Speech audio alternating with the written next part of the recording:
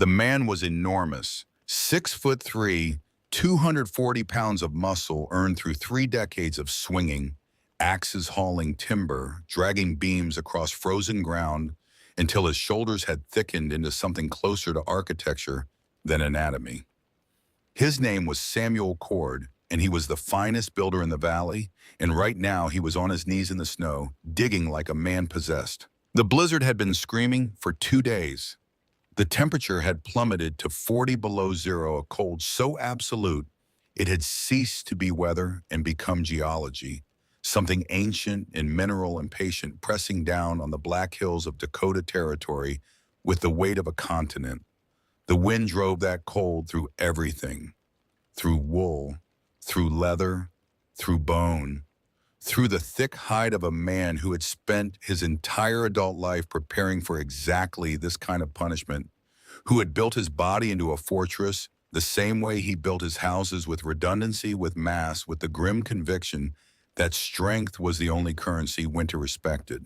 Samuel's beard had frozen into a single solid mass against his chest, a bib of ice that crackled when he moved his jaw. His fingers, even inside 2 pairs of gloves, the inner ones knitted by his wife Ruth, from merino wool she had saved 6 months to buy the outer ones cowhide lined with rabbit fur, had stopped reporting sensation more than an hour ago. He could see his hands gripping the shovel. He could watch his knuckles flex inside the leather. But the connection between seeing the movement and feeling it had been severed by the cold, as though his hands now belonged to someone else, and he was merely borrowing them for a task he could not explain to himself, let alone to the howling emptiness around him. He did not care. He kept digging. He was digging at the base of a hillside, a place where the pines grew thick enough to break the wind into confused eddies that swirled the snow in circles rather than driving it in sheets. He was looking for a door, a small wooden door that led into the earth, into a hole where a woman had buried herself 2 months ago. A woman the entire town of Prospect had written off as dead. A woman he himself had called insane. He was not digging to save her. He was digging to perform a final grim duty, to recover a body to give the widow from Pennsylvania a burial that the frozen ground would make almost impossible. He owed her that much. He owed her that much because he had mocked her, warned her, told her she was building her own coffin, then mounted his horse and ridden away with the comfortable certainty of a man who had never been wrong about anything that mattered. His shovel struck wood. The sound was dull, almost inaudible beneath the wind, but he felt it travel up the handle through his frozen arms into his chest. He dropped to his knees, clearing the snow from the top of the door, with both hands scraping at the packed ice with fingernails he could no longer feel. The door was rough-hewn oak, swollen with moisture, its iron hinges orange with rust. He gripped the handle, braced his boots against the frozen ground, and wrenched it open. He had braced himself for the smell, for the stillness, for the terrible cold of a tomb. Instead, a wave of warm, dry air washed over his face. Samuel Cord stopped. The shovel slipped from his frozen fingers and fell soundlessly into the snow beside him. He knelt there in the screaming white darkness, mouth open, the warmth flowing over his ice-crusted skin like a hand pressed gently against his cheek, like a palm held close to a candle flame, like the first breath of spring through an open window after 5 months of sealed rooms. That was impossible. 2 months earlier, the 4th of November, 1887, Black Hills, Dakota Territory. The sky was a pale, exhausted blue, the color of something that had given everything it had during summer and was now running on fumes. The air carried the sharp bite of pine resin mixed with the iron promise of a winter that would show no mercy, that had been gathering its strength beyond the northern horizon like an army massing just out of sight. Every creature in the Black Hills knew what was coming. The elk had already moved to lower ground. The bears had fattened themselves into waddling caricatures of their summer selves. The birds that could leave had left, trailing south in ragged formations that wrote temporary messages across the sky before dissolving into distance. Samuel Cord stood on the porch of his latest creation, running his hand along the door frame with the quiet satisfaction of a man surveying a job done right. The house belonged to the Mercer family, 3 generations of ranchers who had hired Samuel to build them something that would last, something their grandchildren would raise their own children in, something permanent. He believed he had delivered. White oak walls 8 inches thick.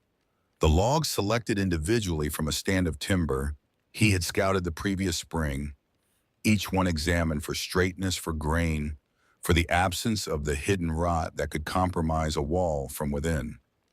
Dovetail joints so tight you could not slip a playing card between them, each one cut by Samuel's own hand because he trusted no one else with the work that mattered.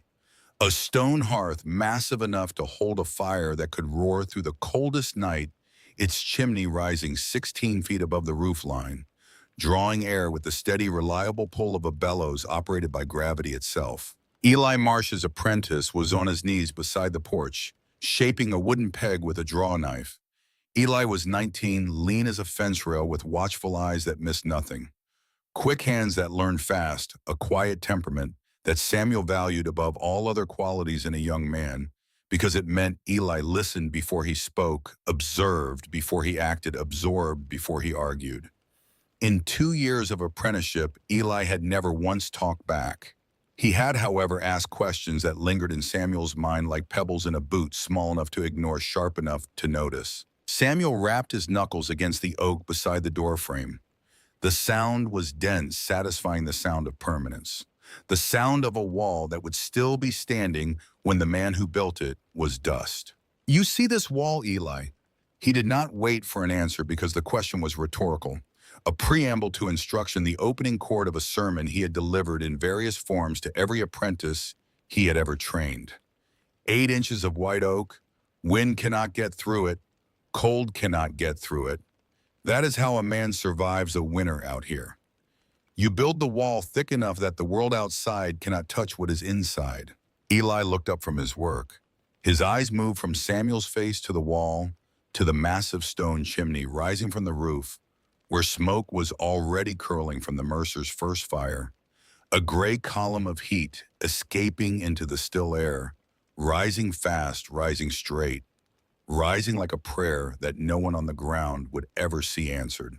"Then why was Mr. Harrison's place so cold last winter?" Eli's voice carried no challenge. It was a genuine question, the kind that came from observation rather than opposition. His walls were thicker than the Petersons', and the Petersons were fine. Samuel frowned. It was a good question, the kind that annoyed him precisely because he did not have a complete answer. Harrison's cabin had been one of his better builds, 12-inch walls of solid pine, double-chinked a fireplace, large enough to roast an ox. It should have been the warmest house in the valley. Instead, Harrison had spent the previous winter huddled in his kitchen, burning through cordwood at a rate that had nearly bankrupted him, his family sleeping in their coats, his wife developing a cough that had not fully cleared until April. Harrison did not manage his fire properly. Burned green wood half the season. That is not the fault of the house.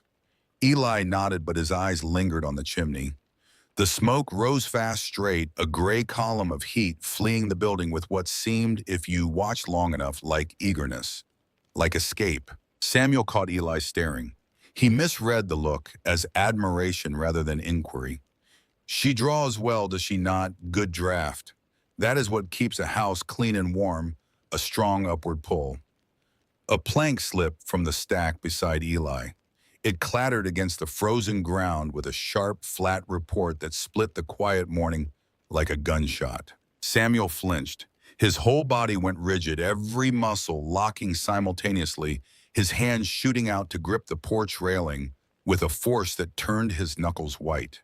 The reaction was wildly disproportionate. A falling plank, nothing more. A sound he had heard 10,000 times in 30 years of building. But his body had responded before his mind could intervene, obeying an older instruction, a memory stored not in his brain, but in his muscles, in the fiber of his nerves, in the architecture of his fear. Eli stared. Samuel released the railing slowly, finger by finger. He was quiet for a moment, looking not at Eli, but at some point in the middle distance, some invisible coordinate in the landscape where the present intersected with a past he had spent 14 years trying to wall off. When he spoke, his voice had the careful flatness of a man stepping around a wound he had never allowed to fully heal. In '73, I built my first house, Nebraska. I was 20 years old, which means I was twice as stupid as I am now, which means I was 4 times as stupid as I needed to be. I used green cottonwood because it was cheap. The joints were loose. The roof was pinned, not pegged. He paused. The memory had weight. He could feel it pressing against the inside of his chest, the way a stone presses against the bottom of a pocket, a constant downward pull that you learn to ignore but never stop feeling. A storm came through in January, not even a bad one by Dakota standards, but it found every weakness I had built into that house, every shortcut, every compromise. It tore the roof off like pulling a page from a book. My wife Ruth and I spent the night in a root cellar with nothing but a horse blanket. She never fully trusted a roof again. Not for years. I would wake up in the dark, sometimes 2 in the morning, 3 in the morning, and find her sitting up in bed listening for the sound of nails pulling free. He looked at the Mercer house, at the thick walls, the heavy beams, the massive chimney. He looked at it the way a man looks at a fortress he has built against his own memory. I swore after that night that I would never build anything weak. Every problem I have ever seen comes down to the same thing. Not strong enough, not thick enough, not heavy enough. You build it right, you build it solid, the winter cannot touch you. He picked up the fallen plank, set it back on the stack with exaggerated care, handling it gently as though the plank itself were fragile rather than the composure of the man holding it. Remember that. Eli watched Samuel walk along the porch, checking each joint with his fingers, pressing his thumb into the chinking between the logs. There was something almost devotional about the way the older man inspected his work, a priest examining an altar for imperfections. Every gap found was a personal failing. Every tight joint was a small victory against a memory that still frightened him after 14 years. Mr. Cord, Eli spoke carefully, the way you address a dog that might bite. What if Harrison's problem is not the fire or the walls? What if there is something else? Something about the way the heat moves that we are not seeing? Samuel stopped. He turned, his expression sharpening into the look Eli had learned to recognize as the precursor to a lecture. A look that said the older man was about to deliver a truth so fundamental it should not require stating the way. Gravity should not require stating the way. The fact that water flows downhill should not require stating. Heat is simple. You make it with fire. You keep it with walls. You lose it through gaps. There is no mystery. There is only discipline. He tapped the log beside him. Build tight, burn hot. That is the whole of it. He stepped off the porch, walked to his horse, untied the reins, mounted with the practiced efficiency of a man who did everything the same way every time, because consistency was the wall he built around chaos. The conversation was over. Eli watched him go. He said nothing. But the question did not leave him. It settled into the back of his mind the way a splinter settles into a fingertip too small to remove, too sharp to ignore. Harrison's walls were thicker than the Petersons. Harrison burned more wood. Harrison's house was colder. The equation did not balance. Something was missing from the arithmetic, a variable that Samuel Cord either could not see or refused to look at. Eli did not know which possibility was more troubling. The next morning, the 5th of November, the sky had turned the color of old pewter, a dull metallic gray that pressed down on the landscape like a lid being lowered onto a pot. A cold front had moved in overnight, dropping the temperature by 20 degrees, turning the mud of yesterday into the iron of today. 1 mile east of town, in a small cabin built by hands that would never build anything again, Clara Hughes sat on the bare wooden floor with her back against the wall her husband had raised. Owen's mining journal lay open on her lap. She was not reading. She was holding it the way you hold the hand of someone who is no longer there. Not for information, but for proximity. Not for the words on the page, but for the fact that his fingers had touched these pages. His pen had pressed against this paper. His breath had fogged the margins on cold mornings underground, when he wrote by lamplight between shifts, recording observations that no one had asked him to make about a world that no one else was paying attention to. The journal was heavier than everything else she owned, not because of paper or leather, but because every page was a day Owen had still been alive. His handwriting changed across the months, a record more intimate than any photograph, more honest than any letter. The early entries were written in the bold, confident script of a healthy man of letters that leaned forward as though eager to reach the edge of the page, words that pressed deep into the paper with the unself-conscious force of someone who assumed he had unlimited pages ahead of him. The later entries were different. The letters grew smaller, more careful, written with the measured economy of someone who had begun to understand that his supply of days was not unlimited after all, that each word cost something, that the pen was growing heavier in his hand even as the hand itself grew lighter. She could track his dying through the pressure of his pen. The sound of hooves on frozen ground brought her back. She closed the journal, stood moved to the window. A man on horseback was approaching, picking his way along the rutted track that served as a road between the cabin and town. She recognized the upright posture, the dark coat, the flat expression of professional indifference that certain men wear when they are about to do something unpleasant and wish to make clear that they take no personal pleasure in it, that they are merely instruments of a system larger than themselves, that the responsibility belongs to the institution, not the individual. Mr. Sutter, the bank agent. She knew why he was here. She had known for weeks. The knowing did not make it easier. Knowing that a blade is falling does not make the cut shallower. Sutter dismounted without greeting her. He walked to the front door of the cabin, produced a sheet of heavy paper, a hammer, a nail. He positioned the nail against the door frame, against the wood Owen had felled from a stand of ponderosa pine 3 miles up the creek, had milled with his own hands using a pit saw he had built from scrap iron, had planed smooth with the spokes, he had inherited from his father, a man who had worked the coal seams of western Pennsylvania for 40 years before his lungs failed, and his breath became a sound like tearing cloth. Sutter drove the nail home with 3 efficient strikes. The nail punched through the frame at the exact spot where Owen had carved the date of their arrival, November 12th, 1884. The tip of the nail split the number 4 in half, bisecting the date, dividing the past from the present with a thin line of iron. Clara watched the nail pierce the memory. She said nothing. There was nothing to say that the nail had not already said. Sutter turned from the door without meeting her eyes. "The bank will hold your property in town for 30 days, Mrs. Hughes. After that, well..." He paused, gestured vaguely eastward, a direction that meant nothing, a direction that meant nowhere, a direction that meant whatever was left after everything specific had been taken away.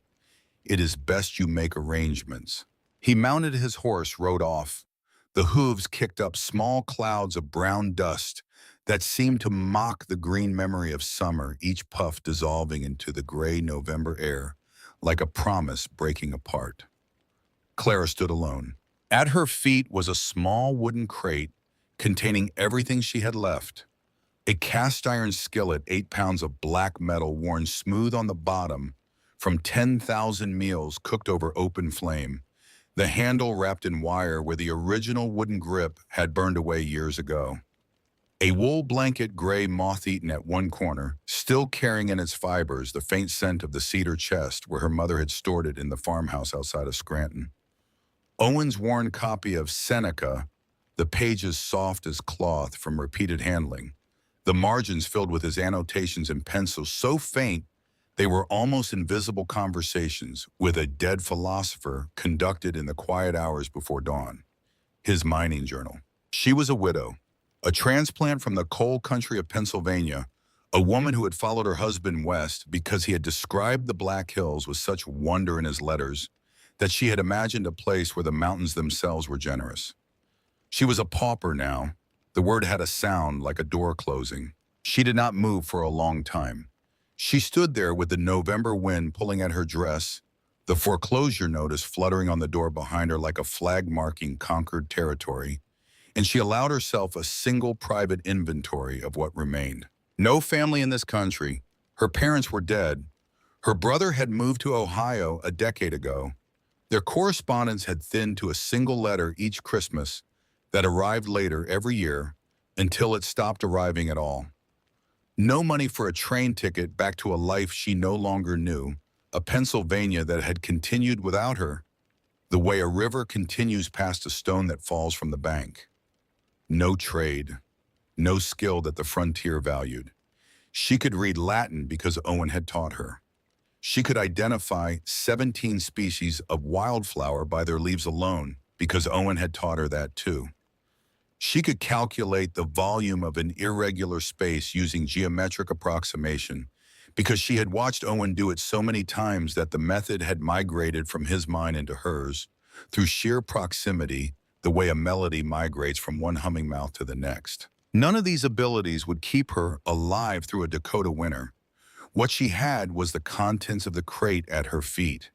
The knowledge that a man who had loved her had left behind a book full of ideas that no one else could read, written in a language that was half English, half the private shorthand of an engineer who thought in diagrams, who saw the world not as surfaces, but as systems, not as objects, but as flows. The people of Prospect were not cruel. She understood this with the clarity of someone who had spent 3 years observing a small community from its margins. They were stretched thin. Every family had its own battle against the coming cold, its own ledger of debts, its own arithmetic of survival. Firewood to split meat, to smoke gaps, to chink animals to shelter. Taking in a penniless widow with nothing to offer but quiet grief was not in their calculations. She was a liability. She understood that. She did not blame them. A rider appeared on the track from town. Samuel Cord heading home from the Mercer job site. He slowed his horse as he passed the cabin as he saw Clara standing before the sealed door. The crate at her feet, the foreclosure notice trembling in the wind. Their eyes met. Samuel felt a complicated knot tightening in his chest, a tangle of sympathy, judgment, guilt, relief, the kind of emotional mixture that decent men experience when confronted with someone else's catastrophe, the recognition that it could have been them, followed immediately by the reassurance that it was not, followed by the shame of feeling reassured. He had known Owen Hughes, respected him even. Owen was a hard worker, a decent man, the kind of quiet, steady presence that a frontier town needed, the kind of man who showed up when a barn needed raising, who lent tools without being asked, who paid his debts on time, who kept his opinions to himself unless directly consulted.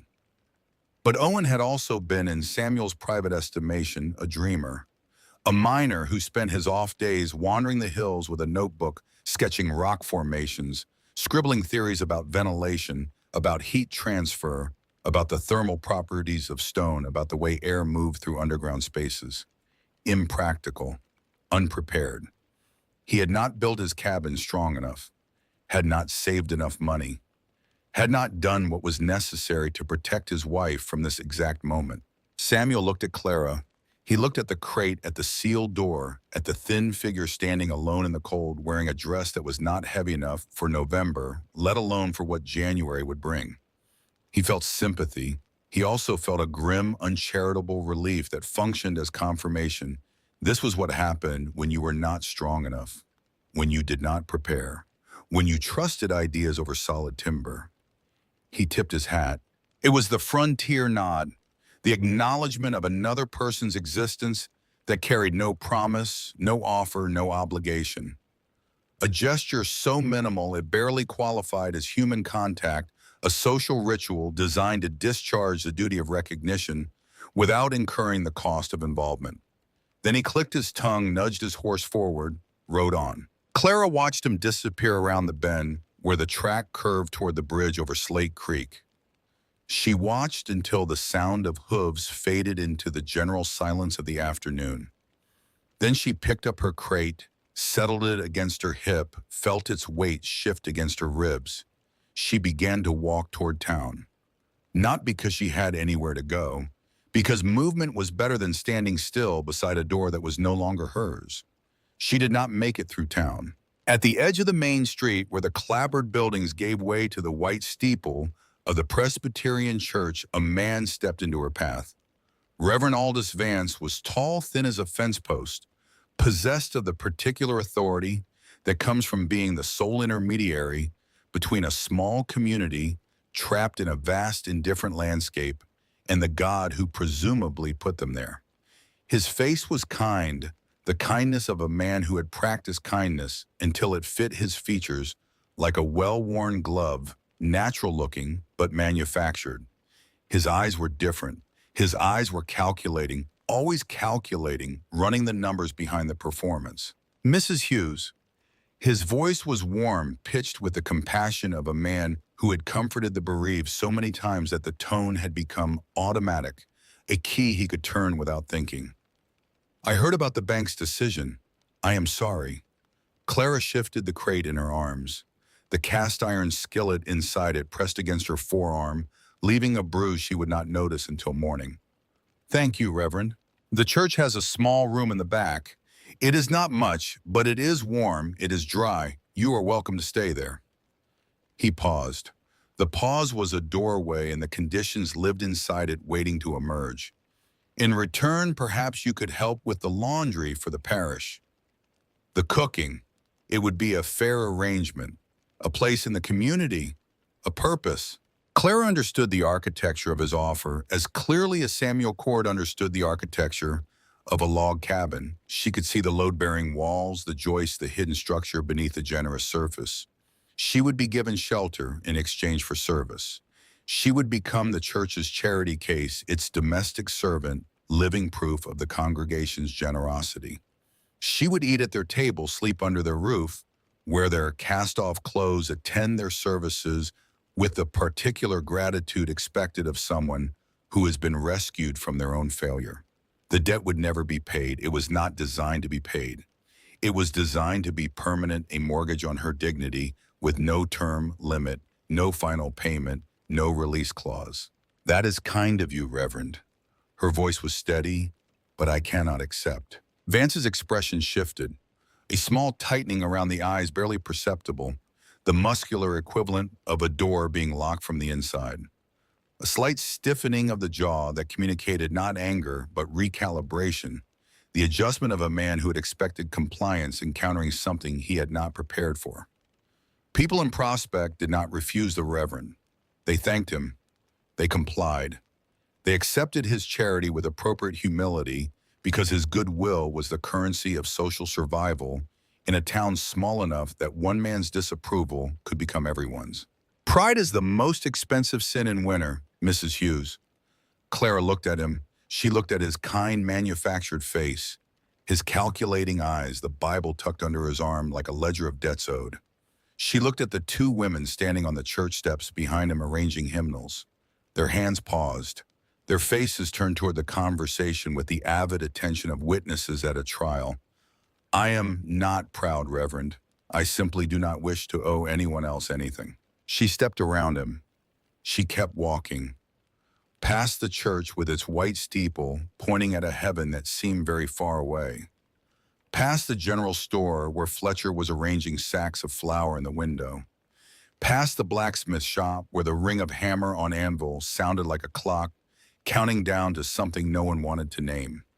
Past the last houses of the town, the final outposts of community, of warmth, of the social contract that said human beings owed each other at least the pretense of concern. She walked into the darkening tree line of the pine-choked hills that rose to the west. Vance watched her go. He folded his hands behind his back, right over left the posture he adopted when composing sermons in his head. His face was composed smooth, the public face of pastoral concern. But a thought had taken root behind those calculating eyes, pushing down into soil that was fertile with wounded pride. The woman had refused him publicly. 2 members of his congregation had witnessed the exchange. 2 women who would tell their husbands at dinner. 2 husbands who would mention it at the feed store.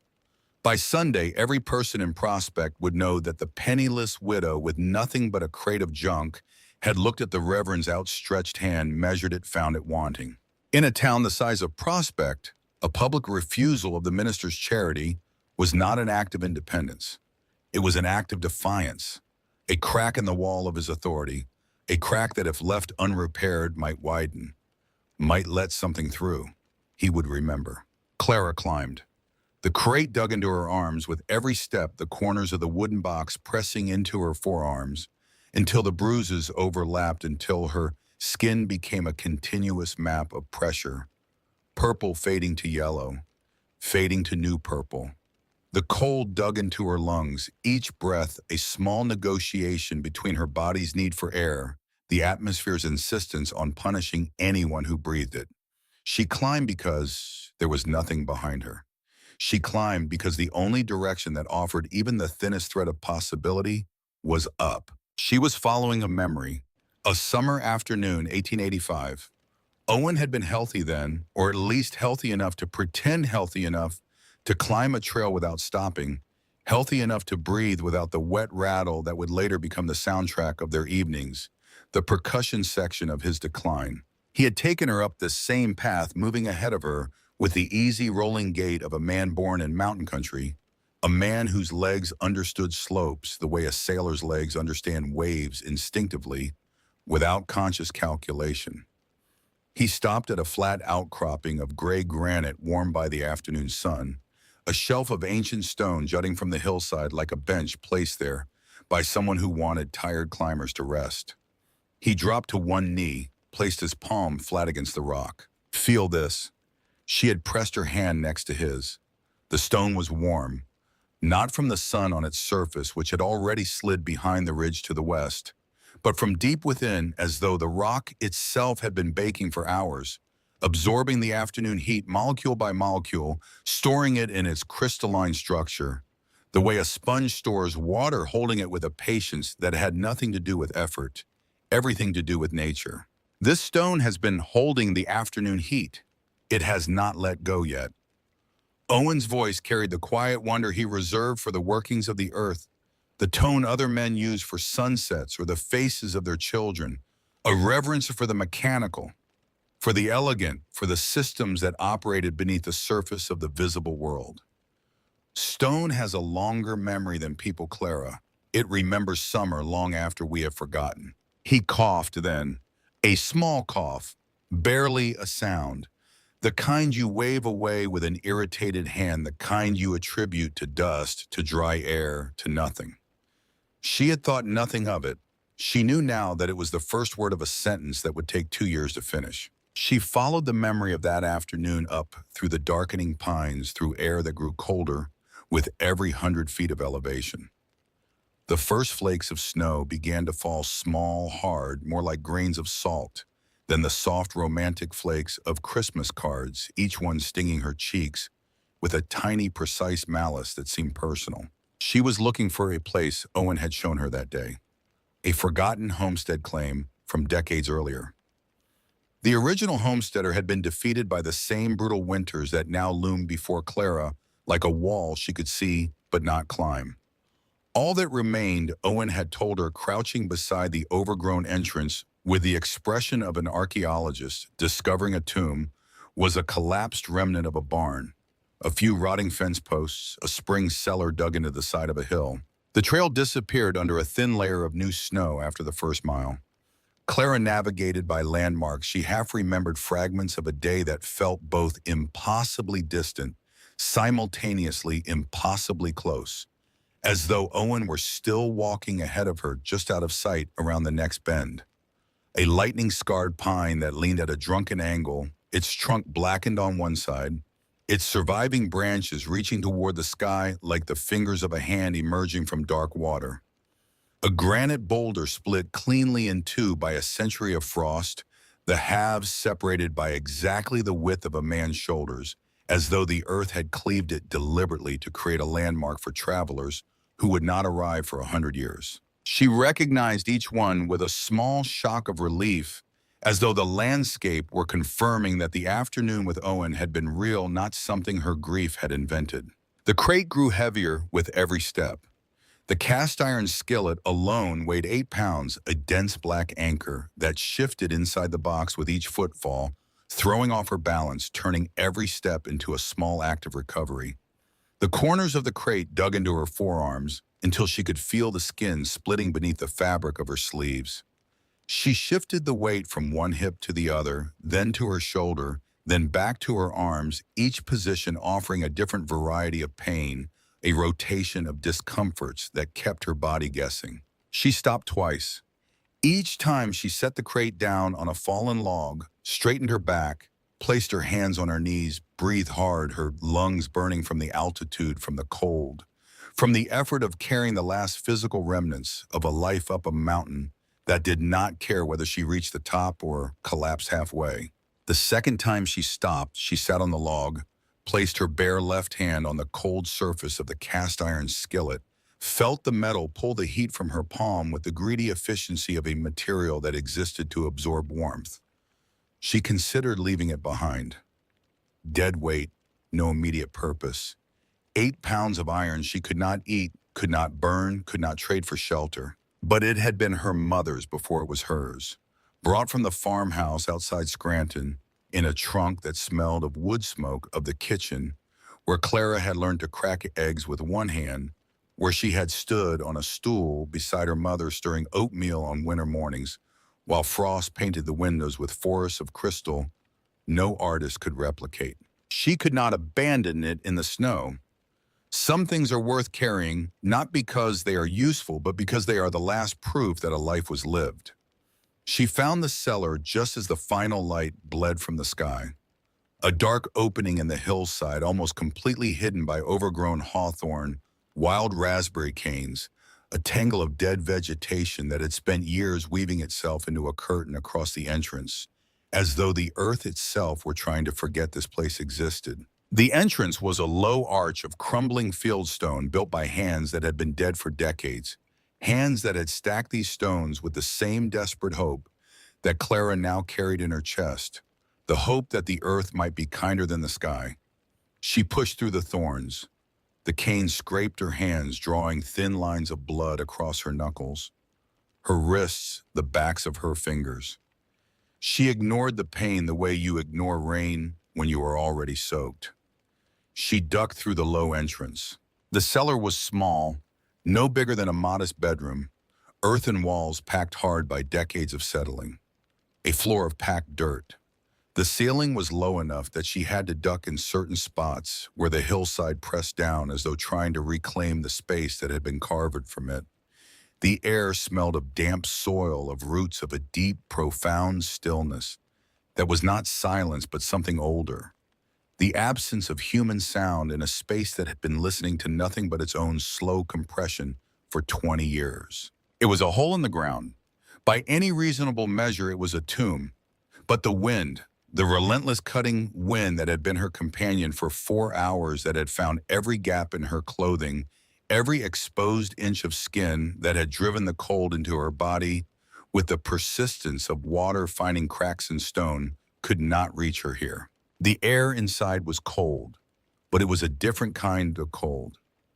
Outside, the cold attacked. It came at you with teeth, with claws, with the active malice of a predator that had identified you as prey. Inside the cellar, the cold was passive. It was the absence of warmth, not the presence of malice. The difference was subtle, almost imperceptible. But to a woman who had spent 4 hours being hunted by the wind, that small difference felt like the first rung of a ladder out of the dark. She explored the space by touch. Her fingers found rough fieldstone to about waist height, then raw earth above packed hard, studded with small rocks threaded with the dried roots of plants that grew on the hillside above. In the far corner, a wooden shelf still bolted to the wall, its boards warped gray with age, but still solid, still holding, still fulfilling the purpose they had been given decades ago by a man who was probably buried somewhere within walking distance of the cellar he had dug. She cleared the shelf, set her crate upon it, arranged her possessions with the care of a woman furnishing a mansion, the skillet on the left, Seneca in the center beside Owen's journal, both books wrapped in the oilcloth she had taken from the cabin, the blanket she would need. It took her less than a minute. There was nothing else to arrange. She wrapped herself in the single blanket, placed the cast iron skillet beside her as a useless weapon against imagined predators curled into the corner of her earthen room. The night came on fast, absolute. There was no twilight inside the cellar, no gradual dimming. When the last edge of sky outside the entrance went dark, the blackness inside became total. She could not see her own hand. She could hear the wind above, a high, keening sound that rose and fell. She could hear the creak, the slow settling of the earth around her, the small sounds of a hillside adjusting its weight.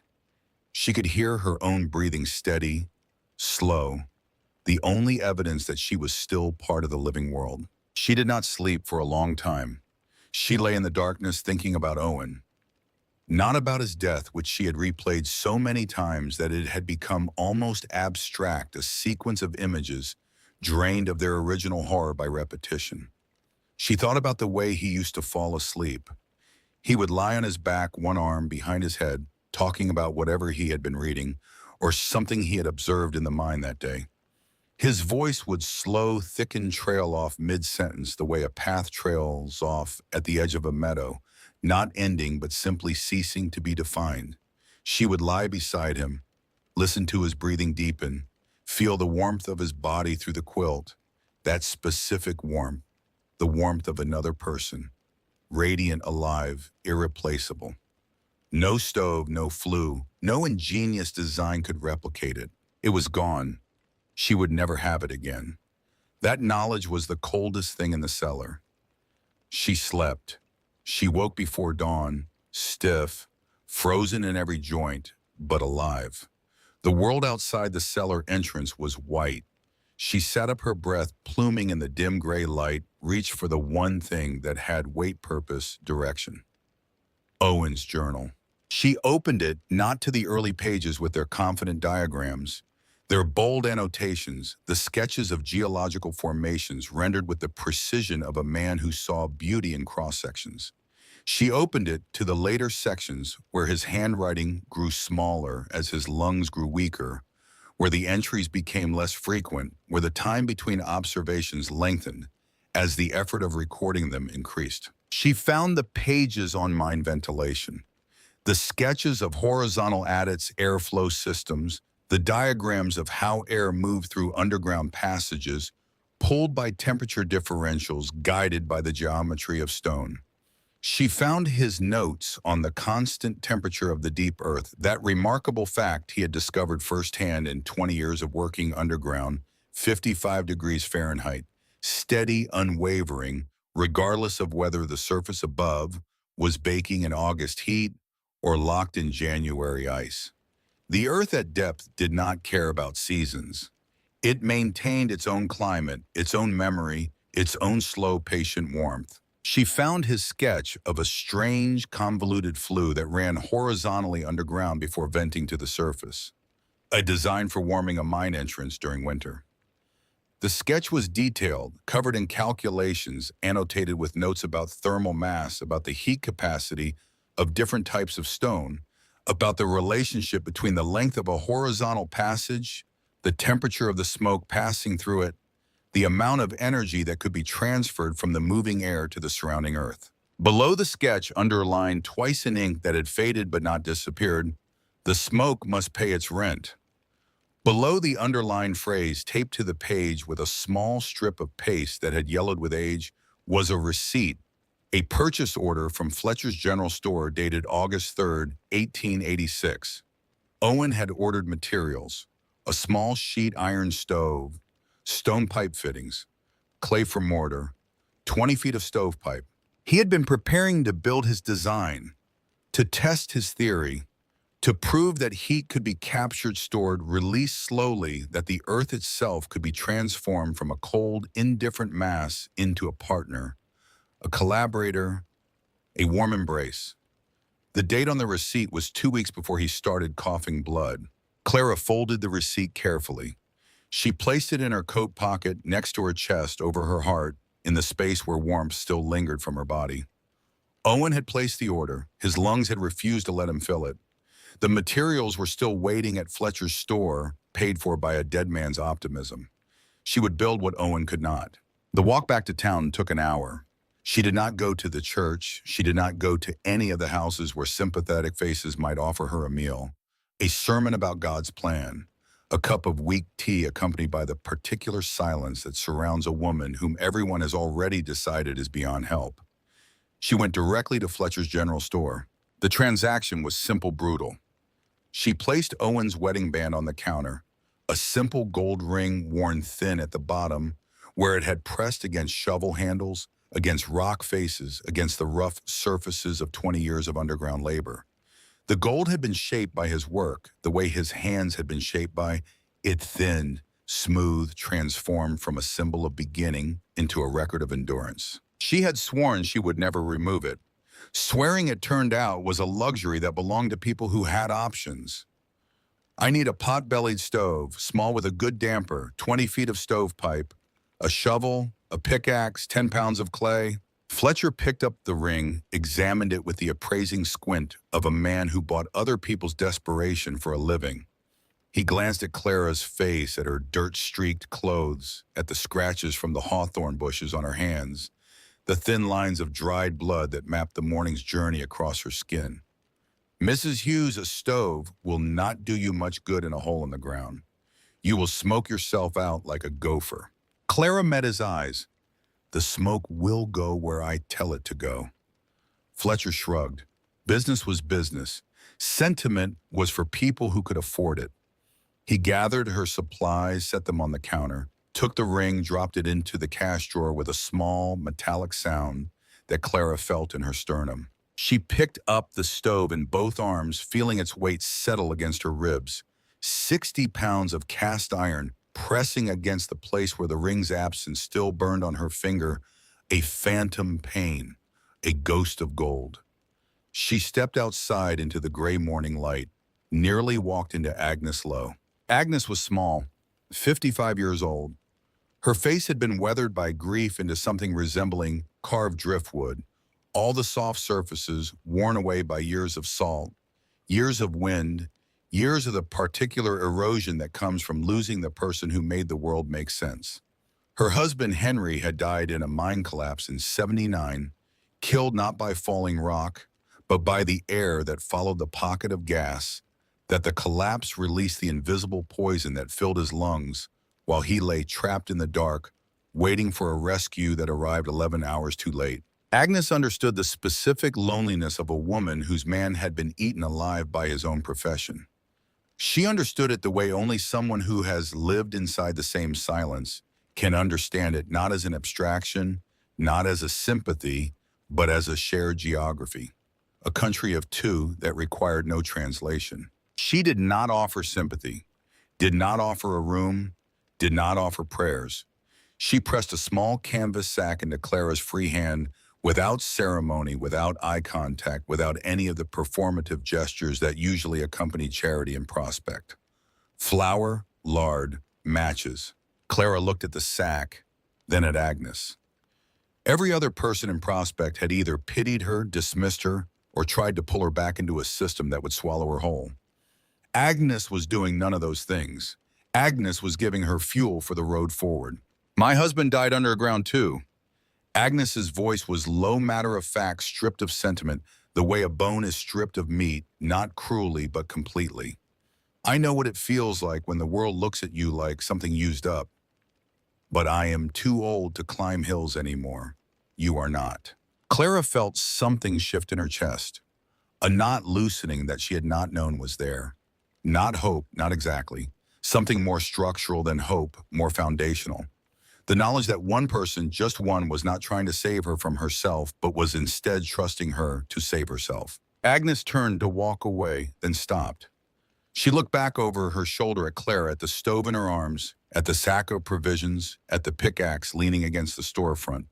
Her expression softened for exactly 1 second, long enough for Clara to glimpse the woman Agnes had been before grief had carved her into driftwood. A woman who had once believed in things, who had once climbed hills of her own. Do not thank me. Just do not die. Clara nodded. She hoisted the stove onto her back, the sack of provisions in one hand, the pickaxe handle wedged under her arm, The shovel lashed to the stove with a length of rope Fletcher had thrown in for free, perhaps out of guilt, perhaps out of curiosity, perhaps because even a man who bought desperation for a living occasionally felt the need to give something away. She began the long walk back up the hill. The stove weighed 60 pounds. It was not designed to be carried on a human back. It was designed to sit on a stone hearth in a proper house, to be fed proper logs through a proper door, to send its smoke up a proper chimney into a proper ski. Carrying it up a hillside was an act of defiance against the object's own purpose, a renegotiation of its terms of service. The iron edges pressed into her spine through the thin fabric of her coat. The stovepipe sections, bundled together with rope, clanged against each other with every step of metallic percussion that echoed off the pines. She stopped 4 times. The 4th time she sat on a fallen log, placed her bare left hand flat on the stove's cold iron surface. Her ring finger was naked white where the band had been a strip of skin that had not seen sunlight in 15 years. The rest of her hand was red-chapped, already beginning to crack in the November cold. But that one finger was white, pristine, a ghost of commitment surrounded by the evidence of its cost. She curled her fingers into a fist, held it against her stomach, sat there for a full minute, not crying, not thinking, just feeling the absence of gold against skin, the presence of iron against her back. The exchange she had made, what she had given up, what she had chosen to carry instead. Then she stood, swung the stove but onto her shoulders, felt her knees buckle for one terrifying instant before her legs found their strength, before her body remembered that it had been built in Pennsylvania coal country by a mother who carried water from a well every morning, by a father who swung a pickaxe 10 hours a day, by generations of people who understood that survival was not a gift, but a practice, not a state, but an action, not something you received, but something you performed day after day, step after step, until either you reached the top or the mountain swallowed you whole. She kept climbing. She began digging that afternoon. The pickaxe bit into the frozen crust at the far wall of the cellar, each strike sending a shock through her wrists, her elbows, her shoulders, a percussion that traveled through her skeleton like a telegraph message delivered to every joint simultaneously. The frozen earth resisted. It resisted the way stone resists, the way iron resists, with the passive, immovable certainty of a substance that has been compressed by centuries of weight above it, that has no intention of yielding to a 110-pound woman with a borrowed pickaxe. She did not ask it to yield. She asked it to crack, 1 inch at a time. The trench started at the far wall where the fieldstone met raw earth, where the cellar's original builder had stopped digging decades ago, satisfied that the space was deep enough for butter, for milk, for the handful of root vegetables that constituted survival in this corner of the territory. Clara was not satisfied. She needed the trench to run outward through the hillside at a slight downward angle, a shallow channel 2 feet wide, 18 inches deep, extending from the cellar wall toward the open air on the far side of the slope. 30 feet of underground passage, 30 feet of stone-lined channel through frozen earth. She worked with the pickaxe first, breaking the crust, loosening the compacted soil in chunks that crumbled under the blade like frozen bread. Then the shovel, clearing the loosened material, tossing it behind her in a growing mound that would eventually need to be hauled away, but for now served as a windbreak across the cellar entrance. Every few feet she climbed down to the creek bed in the ravine below, a descent of 80 vertical feet over terrain that would have been treacherous in summer, was genuinely dangerous in November. The rocks slick with ice, the footholds obscured by dead leaves frozen into brittle mats. She hauled back flat stones, river stones worn smooth by centuries of water, each one chosen for its shape, for the flatness of at least one surface, for the way it might fit against its neighbor in the growing channel. She laid them carefully in the bottom of the trench, fitting them together like pieces of a puzzle designed by geology, flat sides up, creating a continuous stone floor. This was the foundation of Owen's design. The smoke from her stove would travel through this channel, not upward into the sky, where its heat would be lost in seconds, but horizontally through 30 feet of stone. The stones would absorb the heat. The earth surrounding the stones would absorb heat from the stones. By the time the smoke reached the vertical exhaust pipe at the far end of the channel, most of its thermal energy would have been transferred into the ground. The earth around her cellar would warm slowly, degree by degree, molecule by molecule, storing that warmth, the way the granite outcropping had stored the summer sun on the afternoon Owen placed his palm against it. The system did not require a roaring fire. It required the opposite. A small fire, barely more than a smolder, with the damper nearly closed, producing a slow stream of warm smoke that would creep through the channel at walking pace, surrendering its heat to the stone, paying its rent to the earth that housed it. The vertical pipe at the far end, standing 10 feet above ground level, would create just enough draft to pull the smoke through. While the aggressive upward roar of a conventional chimney, not the greedy vacuum that sucked warm air from a room faster than the fire could replace it. A gentle pull, a whisper of draft, enough to keep the smoke moving, nothing more. Owen had understood something that no builder in the valley had ever considered.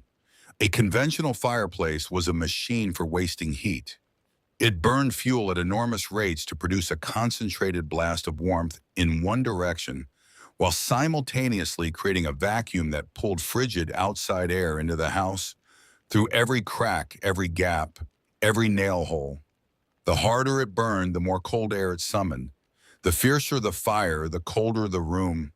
A beautiful, expensive paradox that had been accepted as natural law for so long that questioning it felt like questioning gravity. Owen's design did not fight this physics. It redirected it. Instead of sending heat straight up into the sky, it sent heat into the ground. Instead of fighting the cold, it recruited the earth as an ally. Instead of burning more, it burned less, much less, letting the thermal mass of stone do the work that brute force could never accomplish. Clara understood this.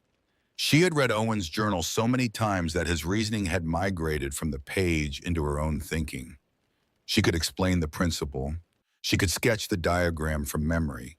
What she could not do was dig fast enough. The work was brutal.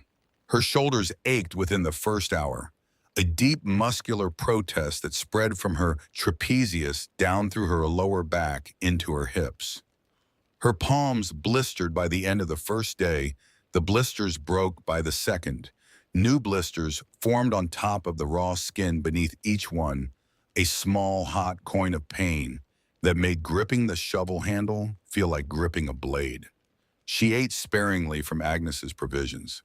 A handful of cornmeal mush cooked over a fire outside the cellar entrance, the smoke curling up through the pines in a thin column that she watched with professional interest, studying how the heat dissipated, how quickly the warm air surrendered its energy to the cold sky above. She slept in the cellar, woke before dawn, dug. On the third day, Eli Marsh appeared. He was hauling a load of split timber on a mule-drawn sled, heading back from the Mercer property along the trail that passed within 200 yards of Clara's hillside. He heard the rhythmic clang of a pickaxe striking stone, a sound that did not belong on this hillside, a sound that implied human activity in a place where no human activity should exist. He tied the mule to a pine, the animal's breast steaming in the cold air, its ears flicking toward the sound with the wary curiosity of a creature that had learned to pay attention to noises that broke patterns. Eli crept closer. He stayed behind the tree line, moving from trunk to trunk the way a hunter moves when approaching game, placing each foot with deliberate care to avoid snapping twigs or crunching frozen leaves. He saw Clara Hughes, a woman half his size, standing waist-deep in a trench that snaked away from the dark mouth of her cellar. She was covered in mud and sweat that had dried into salt lines on her forehead despite the cold. Her movements were slow but precise. She was not digging randomly.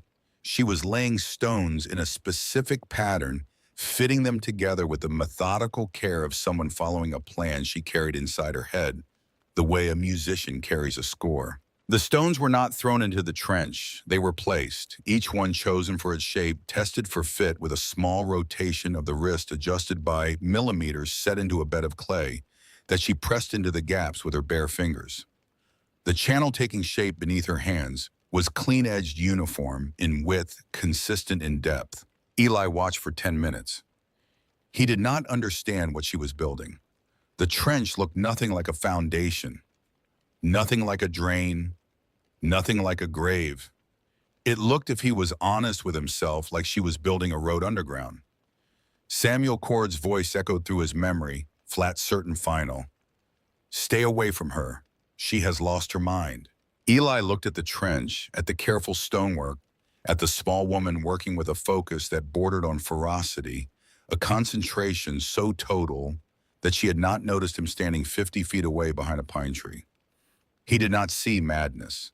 He saw something he could not name, something that made the back of his neck prickle with uneasy recognition, as though he were watching someone solve a problem he had not yet learned to see. He turned, walked back to his mule, untied the animal, continued down the trail toward town. 20 yards on, he stopped. He looked back over his shoulder at the hillside, at the thin figure in the trench, at the growing line of carefully placed stones leading into the earth. Then he kept walking, but the image stayed with him, lodged behind his eyes in the place where questions lived that could not be answered by the tools he already possessed. The trench collapsed for the third time on the 12th day. Clara was standing waist-deep in the channel when the wall on the south side gave way. 3 days of freezing rain had saturated the earth, the water seeping into the soil, expanding as it froze, creating a network of ice lenses that pushed the soil particles apart, weakening the structure from within the way. Doubt weakens conviction, invisibly, incrementally, until the whole thing comes apart in a single catastrophic moment that seemed sudden but was actually months in the making. The south wall slid inward with a low grinding sound, burying the stones she had spent 2 days placing, filling the channel with a thick slurry of mud gravel ice crystals that glittered in the weak November light like ground glass. She climbed out, stood at the edge, breathing hard. Her hands were raw, the skin splitting along fault lines she had not known existed. Her palms were streaked with a mixture of mud, blood, clay. She had lost weight she could not afford to lose. Her collarbones protruded above the neckline of her dress like the ridgepole of a house whose walls were shrinking. The flower Agnes had given her was nearly gone. The Lord was finished. The matches were running low. She sat down at the mouth of the cellar, stared at the ruined trench. 3 collapses in 12 days. 3 times the earth had taken back what she had carved from it, reclaiming the space with the impersonal efficiency of a landlord evicting a tenant who could not pay. She felt something she had not allowed herself to feel since the morning Sutter drove the nail through Owen's date. Doubt. Not doubt about the principles. She trusted Owen. She trusted his understanding of the earth, his years of study, his careful observations recorded in the journal she kept wrapped in oilcloth to protect from the damp. The physics was sound. Heat transferred from smoke to stone. Stone transferred heat to earth. Earth stored heat with extraordinary efficiency, releasing it slowly over hours, over days. The principles were correct. She believed that the way she believed the sun would rise. What she doubted was herself. Owen had been an engineer. He had spent 20 years underground navigating the invisible architecture of the Earth's interior with the casual competence of a man walking through his own house in the dark. He understood rock, soil, water, the way a surgeon understands the body, not as abstraction, but as lived, physical, intimate knowledge. His design was drawn for a crew of experienced miners, men with shoulders like ox yokes, hands that could split stone by full decades of instinct about which soil would hold, which would slip, where to shore, where to trust. It was not drawn for a 110-pound woman from Pennsylvania who had never built anything more complex than a chicken coop. She opened the journal to the last page Owen had written. The handwriting was barely legible, the letters trembling with the effort of a man whose lungs were filling with fluid, whose breath came in shallow sips, whose hands shook not from cold, but from the simple exhaustion of being alive when his body had already begun the process of dying. He had written it 1 week before the end, 7 days before the morning when she woke beside him, reached for his hand, found it cool as the stone he had spent his life studying. The earth does not require strength. It requires patience. The earth is not in a hurry. Clara closed the book, pressed it against her chest, closed her eyes. Sleet drove against her face, each frozen droplet, a tiny sharp insistence that she was still here, still feeling, still capable of pain. She sat there long enough for the cold to settle into her joints, for the doubt to settle into her heart, like sediment in still water, layer upon layer of accumulated uncertainty, each one thin as paper, together heavy as stone. She could go back to town, accept Vance's offer, spend the rest of her life washing sheets, cooking porridge in the back room of a church, owing a debt that had no end, serving a sentence for the crime of losing her husband, of being poor, of being alone, of being a woman without a man, in a territory that measured human value and horsepower and acreage, in the thickness of your walls. She could survive that way. People survived all kinds of things. People survived prisons, survived servitude, survived years of quiet suffocation in rooms that were technically warm enough to sustain life, while being spiritually cold enough to extinguish everything that made life worth sustaining. But survival was not the same as living. Owen had not spent his last breath writing about patience so that she could spend hers in surrender. She stood up. She looked at the collapsed trench, at the mud still sliding, at the stones buried under slurry, at the ruin of 12 days' labor. She did not look away. She did not comfort herself with the thought that it would be better next time. She looked at the failure with the clear, unflinching gaze of a woman who had decided that the failure was information, not judgment. She would not rebuild it the way Owen had drawn it. Owen's design called for a deep trench cut, fast, shored up with timber. That was a miner's approach, built for speed, for crew strength, for the masculine confidence that you could outwork any problem if you threw enough muscle at it. She had neither speed nor crew nor muscle, so she would do it differently. She would dig shallower sections only a few feet at a time, barely deeper than the frost line. She would let each section settle overnight, let the November cold freeze the exposed walls solid. Ice would hold the earth firm, better than any timber shore, a natural casing that would maintain the shape of the trench until she could line it with stone. When the stone was in place, sealed with clay, the walls would hold permanently even after the spring thaw softened the surrounding earth. She would let the winter do the shoring for her. It would take twice as long, but it would hold. This was not Owen's way. This was hers. She picked up the shovel, began to dig again. Slower this time, reading the soil with her hands the way Owen had taught her to read rock, feeling for the boundary where the frozen ground met the thawed layer beneath the invisible line, where the earth's temperature crossed from below freezing to above. She found the boundary at about 14 inches, a layer of earth that crunched under the shovel blade with a different sound than the frozen crust above, a wetter sound, a sound of yielding rather than resistance. She dug just above that boundary, used the permafrost as a natural floor, let the frozen sidewalls serve as temporary forms. It was ugly work, slow work, work that produced results measured in inches rather than feet. But the walls held. During those following days, she developed a routine born of necessity, refined by repetition, hardened by the understanding that routine was the only structure available to a woman with no house, no community, no calendar except the light. She rose before dawn, ate a small portion of cornmeal mush, the portions growing smaller as the supply dwindled. Worked until her hands could no longer grip the tools, usually by early afternoon, when the cold had penetrated deep enough into her fingers to turn them into objects rather than instruments. She learned to read the weather by the color of the sky at dawn. A pale yellow meant dry, cold, stable air, good digging conditions. A deep gray meant moisture, meant the trench walls would be unpredictable, willing to hold for hours, then suddenly surrendering in a wet slump that could bury a day's work in seconds. On gray mornings, she hauled stones instead.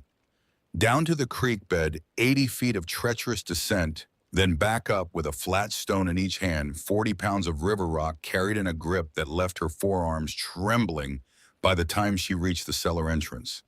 She stacked the stones in neat piles beside the trench, sorted by size, shape, thickness. Flat ones for the channel floor, irregular ones for the sidewalls, thin ones for the capstones that would seal the top of the channel. She organized her materials with a precision that would have made Owen proud. Each pile was a promise that the work would continue. Each sorted stone was an act of faith in a future she could not see, but refused to stop building toward. She managed her hunger with the grim arithmetic of scarcity. The provisions from Agnes were supplemented by a stand of wild onions she found near the creek, their green tops still visible through the first layer of snow. She snared a rabbit with a loop of wire, a technique she had watched Owen rig once during their first autumn in Dakota. She felt no triumph when she found it. Only gratitude directed at the animal itself, at the wire, at the patience she had not known she possessed until circumstance had stripped away every alternative. She skinned the rabbit with Owen's pocket knife, the blade still sharp because Owen had maintained his tools the way he maintained his notes with meticulous care. She cooked the meat over an open fire, rationed it across 3 days. She was losing weight, but she was not starving. Not yet. Samuel Court arrived on a Tuesday 3 weeks into the work. He came on horseback, his breath steaming, his heavy coat dusted with frost. He had heard from Fletcher that Clara had traded her wedding ring for a stove. He had heard from 2 different families that the widow was digging some kind of ditch on the hillside above the old Mathers claim. He had come to see for himself. He told himself it was professional obligation. That was the story he told himself during the ride up the hill, the narrative that justified the journey, that transformed curiosity into duty, that disguised the thing he would not name, the small, hot coal of doubt that had been smoldering in his chest since Eli asked about Harrison's cold house. He tied his horse to a pine, walked to the edge of the trench. He stood there for a full minute, his arms crossed his jaw, working slowly from side to side, the way it did when he was processing something that did not fit into his understanding of the world. The trench was nearly 30 feet long. It was lined with carefully placed flat stones, sealed at the joints with a mixture of clay-dried grass that had been pressed into every crevice with what appeared to be bare fingers. It ran from an opening in the cellar wall outward slightly downhill, snaking along the contour of the hillside before terminating at a vertical pipe that rose about 10 feet into the air, a length of stovepipe, standing like a lone sentinel against the gray sky. He did not understand what he was looking at. He understood every element individually. Stones, clay, pipe, trench. He had worked with all of these materials for 30 years. But the combination was foreign, a sentence written in words he knew arranged in a grammar he had never encountered. His voice carried the weight of a man accustomed to being the final authority on all matters of construction. Within 50 miles, Mrs. Hughes, what in God's name are you doing? Clara straightened up from the trench slowly. She was filthy. Her dress was stiff with dried mud. But her eyes were steady, the eyes of someone who had been expecting this confrontation the way you expect winter, not with surprise, but with preparation. I am building a flue, Mr. Cord. A flue. He gestured at the trench, at the horizontal channel at the stones laid flat. A flue goes up, straight up. That is how a chimney works. Hot air rises, smoke rises, draft pulls it out. What you have here goes sideways. You are building a ditch. The smoke will travel the length of this channel. Her voice was quiet, almost conversational, the tone of someone explaining something so fundamental to their thinking that the explanation itself felt unnecessary. The stones will absorb its heat. The earth around the stones will absorb heat from the stones. By the time the smoke reaches that vertical pipe at the end, most of its energy will have been transferred into the ground. The ground around my cellar will become warm. It will stay warm because earth changes temperature very slowly. Samuel stared at her. The words registered. The meaning did not. Or rather, the meaning registered perfectly, which was worse because the meaning implied something about his own work that he was not prepared to accept. That is not how it works. His voice hardened, the patience of professional courtesy crumbling under the weight of what he was hearing. You put a fire in that cellar, the smoke has to go somewhere. If your flue runs sideways, the smoke will back up. It will fill that cellar. It will suffocate you in your sleep. I have seen it happen.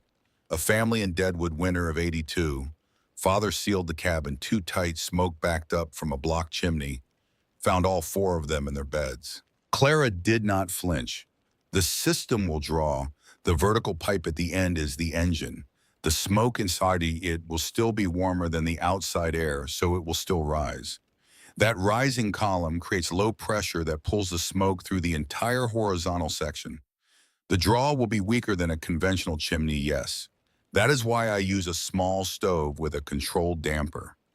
The system does not need a strong pull. It needs a patient one.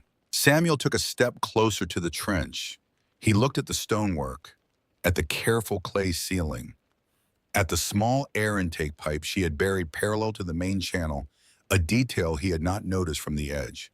His vocabulary was a vocabulary of carpentry, of joints, beams, load-bearing walls. Not this. Not the movement of invisible heat through invisible earth. What he understood was this: a penniless widow with no training, no credentials, no apparent grip on reality, was telling him, Samuel Cord, the builder of every sturdy home in the valley, that she had found a better way. The words came out before he could stop them, propelled by a pressure that had been building since Eli's question about Harrison's walls, since the moment on the Mercer porch, when a falling plank had triggered a memory he thought he had walled off since the night in Nebraska, when a cheap roof peeled away like paper, exposing everything beneath it to the indifferent sky. You are telling me that everything I have built for 20 years is wrong. Clara looked at him for a long moment. Her face was unreadable, or rather, it was readable, but what it said was complicated. Layered a text written in a language that included sympathy, weariness, conviction, an understanding of what this conversation was costing the man in front of her. I am not telling you that you are wrong, Mr. Cord. I am telling you there is another way. There is no other way. His voice was rising now. The irrational fury of a man whose identity was being challenged by someone he considered unqualified to challenge it. He was not merely a builder. Building was the wall he had constructed around the memory of that night in Nebraska, around the sound of nails pulling free, around his wife's face lit by lightning through the hole where the roof had been. If building thick, building strong, building heavy was not the answer, then what had he been doing for 20 years? What had all the weight been for? He pointed a thick finger at the cellar entrance. That hole is a coffin. That ditch is a grave. You are digging both of them with your own hands. Stop this. Come to town. The church will take you in. The church wants a servant, Mr. Cord. Clara's voice did not rise to meet his. It stayed where it was, level grounded, rooted in the same earth she had been digging through for 3 weeks. I am building a home. She turned her back on him, knelt in the trench, picked up a stone, fitted it into place with her bare hands, her cracked fingers finding the right angle, the right pressure, the right relationship between the stone, its neighbor, the clay that bound them. Her hands moved with a precision that infuriated him, because precision implied knowledge. Knowledge implied competence. Competence implied that she might not be as mad as he needed her to be. Samuel mounted his horse, rode down the hill. By the time he reached the main street of Prospect, his fury had cooled into something more dangerous. Conviction. The woman was going to die. When she did, the town would feel guilty. That guilt would need a target. He found Vance in the church vestry writing his Sunday sermon. The conversation between the two men was brief, efficient, conducted in the shorthand of shared assumption. Neither man questioned the fundamental premise that Clara was insane. They discussed her the way doctors discuss a terminal patient, with professional detachment, with the implicit understanding that the outcome was predetermined. Vance came to the hill 3 days later. He brought 2 members of his congregation, solid men, with families whose presence communicated the weight of communal concern. 3 men on horseback, the minister in the center, the others flanking him. Clara was sealing joints when they arrived. She stood up, wiped her hands on her dress, waited. Vance dismounted, walked to the edge of the trench. Mrs. Hughes. His voice was the voice he used for funerals, gentle final. The town is concerned about you. Mr. Cord has shared his professional assessment of what you are building. Here, his opinion is that this construction poses a serious danger to your life. Mr. Cord's professional assessment is based on chimneys that go straight up. This is not a chimney. Clara, he used her first name, a deliberate intimacy designed to establish pastoral authority. No one blames you. We understand that loss can make the mind seek strange comforts. But if you die in this cellar, this community will bear the weight of it. We cannot stand by. Clara looked at the three men. She understood the subtext with the precision of someone who had spent 3 years observing how power operated in a town this size. In Dakota Territory in 1887, a woman declared mentally unfit by her community could be committed to an institution with very little legal process. A minister's word, a respected citizen's affidavit, a county judge who had never met the woman in question, signing papers between lunch his afternoon whiskey. Vance was not threatening her explicitly. He was standing near the threat close enough for her to see its outline the way a man stands near a cliff to remind you that cliffs exist. She made a choice. She did not argue, did not plead. She walked to the cellar entrance, reached inside, brought out Owen's journal, opened it to the ventilation diagrams, held it out. My husband was a mining engineer. He spent 20 years studying how air moves underground. These are his designs. This is not grief, Reverend. This is engineering. Vance took the journal, looked at the pages, dense handwriting surrounded by diagrams of shafts, tunnels, airflow patterns. It was as foreign to him as a text written in a language he could not identify, much less translate. He had no frame of reference, no way to evaluate what he was seeing, but he could not admit any of this. Admitting ignorance would undermine the authority he had ridden up the hill to project. So he handed the journal back with the careful, neutral expression of a man who has decided not to decide, who has chosen to defer judgment while preserving the option to exercise it later. I will pray for you, Mrs. Hughes. The most polite threat available to a minister in a small town. When Reverend Vance prayed for someone in Prospect, the entire congregation knew it by Sunday. The person being prayed for was thereafter regarded with the quiet, cautious pity reserved for the doomed. The three men remounted, rode down the hill. Clara watched them go, then turned back to her trench. Her hands were shaking, not from cold, but from the effort of remaining calm in the presence of men who had the power to take away the only thing she had left her freedom to fail on her own terms. She had won this round, only because Vance did not yet have enough evidence to act. If the system failed, if smoke backed up, if she was found unconscious, he would have everything he needed. The clock was ticking every day, a countdown toward either vindication or institutionalization. The following Sunday, Agnes Lowe stayed after the church service. She was pulling on her coat in the vestibule when Vance materialized beside her Bible tucked under his arm, expression composed into studied benevolence. Agnes, I understand you have been visiting Mrs. Hughes on the hill.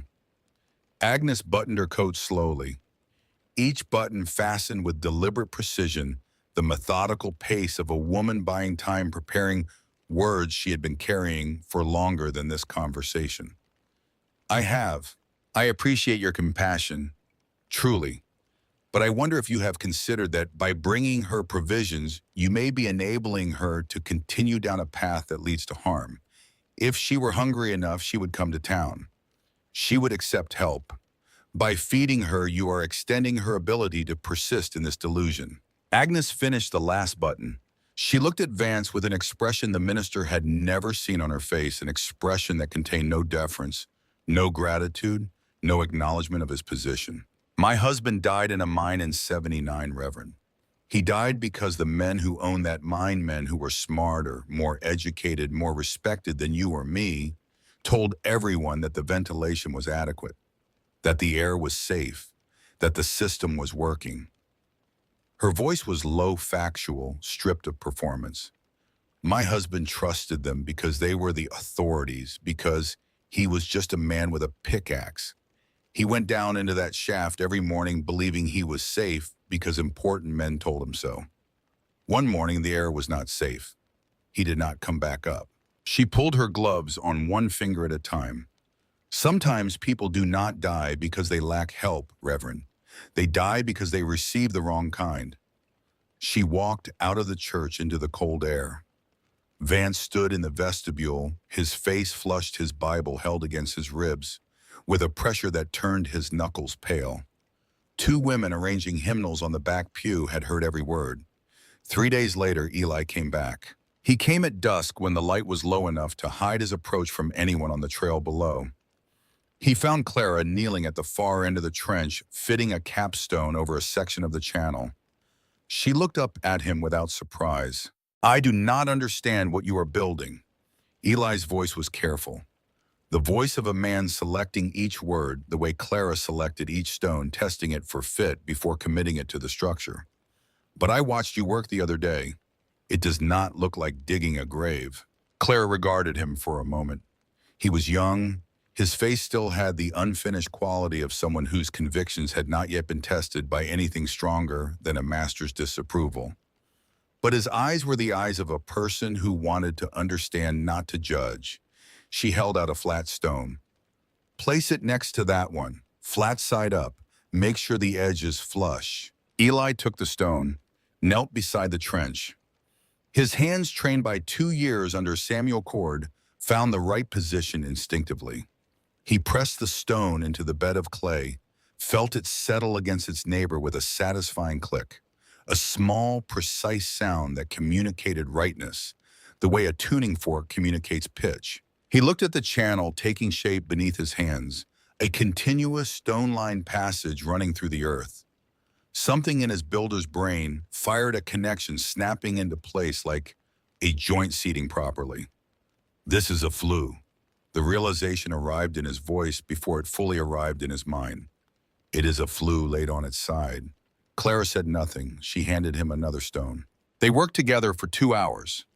Eli did not ask questions. Clara did not offer explanations.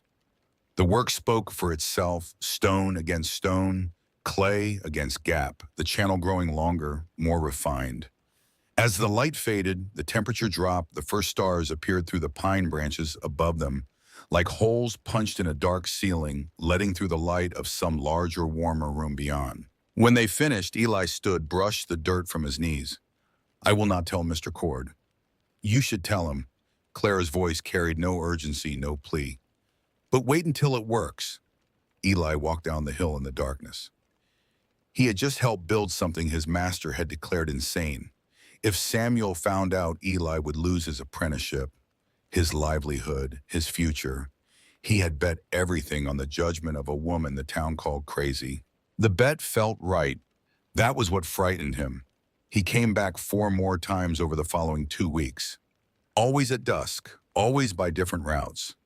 He told Samuel he was checking trap lines, a lie that produced 2 rabbits a marten, which he brought to Clara along with a small bag of nails he had counted out from the workshop stores. On his 3rd visit, Clara finally demonstrated the principle. She held a candle at one end of a completed section of the stone channel, asked Eli to place his hand near the other end, 30 feet of horizontal stone between flame flesh. He felt it. A faint, steady pull of air flowing through the passage, drawn by nothing more than the heat of a single candle. The air moved through 30 feet of horizontal stone, defying everything Samuel Cord had taught him about the direction smoke was supposed to travel. Eli pulled his hand back as though he had touched something electric. "It works." His voice cracked on the second word, not from emotion, but from the physical sensation of feeling a certainty dissolve, a foundation giving way beneath him, the ground of his training shifting under his feet in a way that was terrifying, exhilarating, irreversible. He understood in that moment what it cost to learn something new. It cost everything you used to know. On his 4th visit, he brought Clara a jar of rendered bear grease for her cracked hands, a pair of leather work gloves he had purchased with his own wages from a trapper passing through town. Clara looked at the gloves for a long moment before putting them on. They were too large for her hands. She wore them anyway. On the 28th of November, Clara connected the system. She attached the pot-bellied stove to the cellar end of the flue, running the stovepipe not upward through the ceiling, as any sane person would, but downward into the mouth of the horizontal channel. She installed the fresh air intake, a 4-inch pipe buried alongside the main flue, its opening standing above the expected snow line, its outlet emerging near the floor of the cellar. Cold outside air would enter this pipe, travel underground, parallel to the warm flue, arrive in her living space, already preheated by the surrounding earth. She checked the entire system one final time. She lit a small handful of damp grass at the stove end. Watch the smoke. It hesitated at the junction where the pipe turned downward, hovering in the mouth of the horizontal channel, as though confused by the unfamiliar direction, as though the smoke itself could not believe it was being asked to travel sideways, instead of up, to surrender its heat to stone, instead of sky, to pay rent, instead of fleeing. 1 second. 2. Then the draft caught. The smoke slid into the horizontal channel, disappeared. Clara ran outside around the hillside, stumbling over roots, slipping on frozen leaves, her heart hammering against her ribs. With a force she had not felt since the morning Owen died, the same intensity of feeling applied to a radically different cause. She reached the vertical exhaust pipe 30 feet from the cellar entrance, looked up. A thin wisp of cool, almost invisible vapor curled from its top, dissolving into the gray November air like a whisper into silence. The smoke had found its way. On the first day of December, Clara Hughes lit her stove for real. She fed it 2 small logs, closed the damper until the fire was barely more than a smolder, a dull red glow visible through the stove's single vent. She sat on her narrow bed with Owen's journal on her lap. She waited. Within an hour, the walls of the cellar began to change. The cold, damp stone that had chilled her bones for 3 weeks started to release a faint warmth, not heat, not the aggressive, localized blaze of a fireplace, something gentler, more pervasive, a warmth that seemed to come from everywhere at once, from the floor, from the walls, from the ceiling, as though the earth itself were slowly exhaling a breath it had been holding since summer. By evening, the cellar was 60 degrees. Outside, the temperature had fallen below zero. The wind screamed across the hilltop, driving snow against the hawthorn bushes that concealed her entrance, piling drifts against the old barn timbers, burying the landscape under a white shroud that erased everything human, everything built, everything that pretended to be permanent. Inside, Clara sat at her small table reading Seneca by candlelight. The air around her was dry, fresh still. The candle flame did not flicker because there was no draft to disturb it. She was burning less than 1/10 of the wood that any family in a log cabin would consume. 2 small logs, slowly smoldering, damper nearly closed. Enough to keep the flue charged, enough to keep the thermal mass of earth around her storing heat, with the patience of stone remembering summer. She placed her palm flat against the cellar wall. The stone was warm. She closed her eyes. The warmth moved from the stone through her palm, up her arm, into her chest. For a moment, just a moment, it felt like Owen's hand against her cheek on a cold morning, the gesture he made every day before leaving for the mine, a touch, so habitual it had become invisible, so reliable she had stopped noticing it until the morning it was not there. "Thank you," she whispered, "not to God, not to the earth, to the man who had spent his life studying what the world could do if you stopped fighting and started listening." The walls held their warmth through the night, through the next day, through the week that followed. The system was not merely working, it was accumulating. Each day's small fire added to the thermal mass of the surrounding earth. Each day's heat stored, layered, compounding, like interest in a bank that never closed, never charged fees, never evicted its depositors. Clara burned a single cord of wood that would last the entire winter. The families in Prospect were already on their second, some on their third, feeding their massive stone fireplaces, the way you feed a furnace, shoveling fuel into an appetite that grew larger the colder it got, an appetite that could never be satisfied, because the fire was not the solution. The fire was the problem. Every roaring hearth was an engine that pumped cold air into the home through every crack, every seam, every nail hole. The mechanism that converted warmth into waste, that sent heat racing up chimneys into an indifferent sky, while the people who had paid for it shivered in the draft. Samuel Cord sat in his own home each evening, watching his fire devour a day's worth of fuel before noon, watching the frost form on the inside of his windows, watching his children huddle together on the bed seeking warmth their father's expertise could not provide. He did not yet understand why, but he felt it. He felt it in the way the hair on his arms stood up when he moved more than 6 feet from the fire. He felt it in the growing distance between what he had always believed what was happening in front of his eyes. The smoke had paid its rent. The 12th of January, 1888 began with a lie. The morning was warm, not merely mild, not the grudging temporary reprieve that Dakota Territory occasionally granted its inhabitants in midwinter. This was genuinely disorienting, warm. 40 degrees. Icicles dripped from eaves in steady silver threads. Children ran between the houses of Prospect in shirt sleeves, laughing at the novelty of visible grass, their voices carrying across the valley with a clarity that belonged to March, not January. Women opened their doors to air out cabins that had been sealed since November, letting the stale, accumulated smell of wood smoke, damp wool, unwashed bodies escape into a sky that seemed impossibly irresponsibly blue. Eli Marsh stood outside Samuel Cord's workshop. He was not laughing. He was watching the northern horizon where the sky had taken on a color he had never seen before, a bruised yellowish gray that sat on the edge of the world like a stain spreading across wet cloth. The color was wrong, something that had no name in his vocabulary, something his body recognized before his mind could categorize it. The hair on his forearms was standing. His stomach had tightened into a fist. The air was too still. The birds had stopped singing an hour ago, not gradually the way bird song fades at dusk. All at once, as though a conductor had lowered his baton, as though every living creature in the Black Hills had received the same signal, simultaneously, a frequency too low for human ears, but legible to everything with wings, with fur, with the ancient biological equipment that humans had traded for language, for tools, for the ability to build houses that gave them the illusion of separation from the world outside. He thought of something Clara had said to him the previous week sitting at her table in the warm quiet of the cellar, her face lit by candlelight, her hands wrapped around a tin cup of hot water because she had run out of tea a month ago, but still observed the ritual of a warm drink in the evening, because rituals were the scaffolding that held a solitary life upright. She had looked at the weather through the cellar entrance, at the mild afternoon, at the fall spring almost to herself. Owen used to say that when winter lends you a warm day, it always collects the debt tenfold. Eli looked at the yellow sky.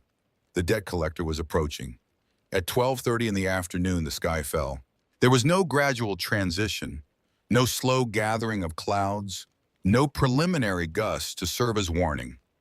One moment the air was warm, still deceptively kind. The next, a wall of gray descended from the north with the speed of a cavalry charge, a solid mass of atmosphere that did not arrive, but struck, hitting the valley like a fist hitting a table. The temperature dropped not by degrees, but by leaps. 40, 50, 60 degrees in less than an hour. A wind of extraordinary violence rose from the north, carrying a snow so fine, so dense, that it was not snow at all, but a horizontal river of white particles that scoured exposed skin like ground glass. Visibility did not decrease, it ceased. One moment you could see the mountains, the next you could not see your own hand. History would remember it as the school children's blizzard, because it arrived at the hour when children were walking home from school, when mothers were expecting footsteps on porches, when fathers were finishing afternoon chores in barns they would not be able to find their way back from. In towns across the northern plains from Dakota Territory to Nebraska to Minnesota, children were caught in the open, roped together with clothesline by teachers who could not see the buildings they were trying to reach, led through a whiteout that erased every landmark, every fence post, every tree, every distinction between ground. Sky direction hope. 300 people would die before it was over. Many of them children, many of them within 100 yards of safety. In prospect, the world became a white room with no walls, no floor, no ceiling. The wind was not a sound, it was a physical force, a battering ram of frozen air that found every crack, every gap, every imperfection in every structure that Samuel Cord or any other builder had ever raised against the Dakota winter. Samuel was in his workshop when it hit. The door blew open with a crack that sounded like a rifle shot, the iron latch snapping clean. The cold that poured through the opening was not weather. It was an event, a thing with weight and tension, malice. He fought the door closed, barred it with a length of oak, ran through the connecting passage to the main house. Ruth was already pulling the children away from the windows. Thomas, 7 years old, was coughing. The deep, rattling cough that had been building for 2 weeks that had deepened into something wet. Something that produced sounds a 7-year-old's chest should not be capable of making. Alice, 5, had stopped crying. She pressed herself against her mother's side, silent, her eyes too large for her face, her small body vibrating with a fear too big for language. Samuel fed the fireplace. Everything he had, split oak, seasoned pine, the stack of kindling he had been saving for February. He threw it all in. The fire grew enormous, a column of flame that roared up the chimney with a sound like a waterfall running backward, a sound of heat in the full retreat. He could feel the heat on his face from 3 feet away, an aggressive localized blaze that scorched his cheeks, that dried his eyes. 5 feet behind him, his children were shivering. The harder the fire burned, the more air it consumed. The more air it consumed, the more the house was forced to replace that air by pulling it from outside through every crack, every seam, every nail hole in the walls. His fire was a pump, a beautiful, expensive, expertly constructed pump that sucked the killing cold into his home to feed the flames that were supposed to keep it out. He was powering a machine that worked against him, a machine he had spent 30 years perfecting, a machine he had believed in with the conviction of a priest, the passion of an artist, the blind, dedicated certainty of a man who had never been forced to question his fundamental assumptions. By nightfall, half his woodpile was gone. The temperature outside had dropped to 30 below. Thomas's cough had deepened into something that produced a wet, frightening sound with every exhale, a bubbling, a gurgling, the sound of fluid accumulating in spaces designed for air. Alice had not spoken in hours. Ruth wrapped both children in every blanket they owned, layering wool over cotton over wool, creating a cocoon that trapped their body heat the way Clara's cellar trapped the heat of the earth through mass, through insulation, through the simple physics of putting something between the warm thing being protected, the cold thing doing the hunting. She looked at Samuel across the room. In 17 years of marriage, she had seen her husband angry, tired, frustrated, triumphant, tender, stubborn, generous, petit rave. She had never seen him helpless.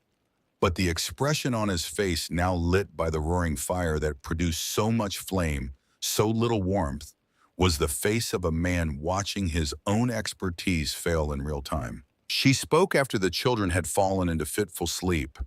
Her voice came from the darkness of the bedroom, hoarse with cold, with fatigue, with something harder than both. Samuel, the Hughes woman, Clara, where is she now? He did not answer.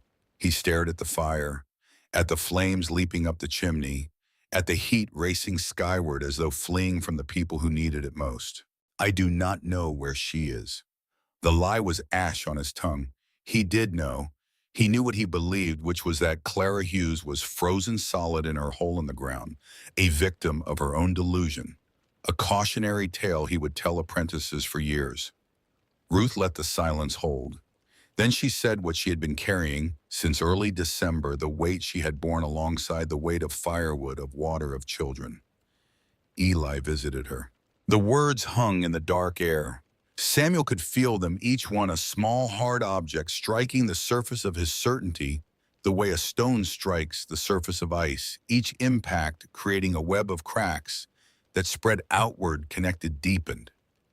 He went up to that cellar more than once. He told me the walls were warm, Samuel. He said the air was clean. He said she was comfortable. He said the system worked. Samuel's hands resting on his knees in front of the fire curled into fists. Not from anger, from the effort of holding two contradictory truths in the same body. How long have you known? Since early December. You did not tell me. You would not have listened. She was right. He knew she was right. If she had told him in December, he would have been furious. He would have fired Eli. He would have forbidden Ruth from speaking of it again. He would have doubled down on his certainty the way a gambler doubles down on a losing hand, throwing good conviction after bad. His wrongness would have been indistinguishable from his pride, two rivers merging into one, flowing in the same direction, carrying the same debris. Right now, that pride was a luxury measured in logs and hours in the fading warmth of a 7-year-old boy whose breathing sounded like something tearing underwater. Samuel Cord stood up. He put on every piece of clothing he owned, layer over layer, until his arms were thick as fence posts, until bending his elbows required deliberate effort. He pulled his heaviest boots over 2 pairs of wool socks, wrapped a scarf around his face until only his eyes were visible, 2 dark points of resolve in a mask of wool. Ruth watched him from the bed. "Where are you going?" "To find out if I have been a fool." He opened the door. The wind hit him with the force of a man twice his size. Snow drove into his eyes, his mouth filling the entryway in 2 seconds. He stepped out, pulled the door shut behind him, felt the world close around him. The walk should have taken 20 minutes. It took over an hour. The snow had drifted to the height of a man in places, enormous white dunes sculpted by the wind into shapes that looked organic, alive. He dug through each drift with the shovel he carried, a slow, exhausting process that sapped his strength with each repetition, that turned his lungs into organs of pain. Each breath a transaction between his need for oxygen, the atmosphere's determination to freeze the moisture in his bronchial tubes. He navigated by memory, by instinct, by the desperation of a man who understood that the journey he was making was not merely physical but moral, that every step through the snow was a step away from the person he had been toward, the person he might become if the person he was trying to find was still alive, if the impossible thing she had built still functioned, if the earth itself had kept the promise that her dead husband had made in a journal she kept wrapped in oilcloth against her chest. He found the hawthorn bushes, small mounds under an ocean of white, no smoke, no light, no sign of life. Of course, she was dead. He had come out here to perform a final grim duty, not to hope. He began to dig the shovel, biting into packed snow, his arms burning, his breath ragged. His shovel struck wood. He cleared the door, gripped the handle, pulled. Warm air rose to meet him like a greeting from someone who had been waiting. He stumbled down the 3 short steps into the cellar. Clara Hughes was sitting at her small table mending a tear in her blanket with a needle she had fashioned from a nail. A single candle burned beside her. The pot-bellied stove was barely glowing, a single small log smoldering within the damper. Nearly closed the fire so quiet it was almost invisible, doing its work in whispers rather than shouts. The air was warm, dry, clean. No smoke, no damp, no draft, no cold spot. The temperature was steady, even pervasive, coming not from the stove but from everywhere. From the walls, the floor, the ceiling, the earth itself, as though the hillside had decided to share its warmth with the woman who had trusted it. Clara looked up. Her expression was not surprise, not triumph, not vindication. It was the look of a woman who had been waiting for this moment with a patience measured not in minutes or hours, but in the slow geological time of stone-remembering sun. Samuel stood in the center of the cellar, a giant encrusted in snow and ice, in the accumulated weight of 2 months of wrongness. He reached out one gloved hand, pressed it against the wall beside him. Warm. He held his hand there a long time. He did not need an explanation. The warmth spoke for itself. Everything he had failed to understand, every argument he had made, every warning he had delivered, the wall answered in a single silent sentence that required no translation, no expertise, no vocabulary beyond the universal language of a cold man touching something warm. He had fought the winter with brute force. She had negotiated with it. How? The word came out as a croak. It was not a question about engineering.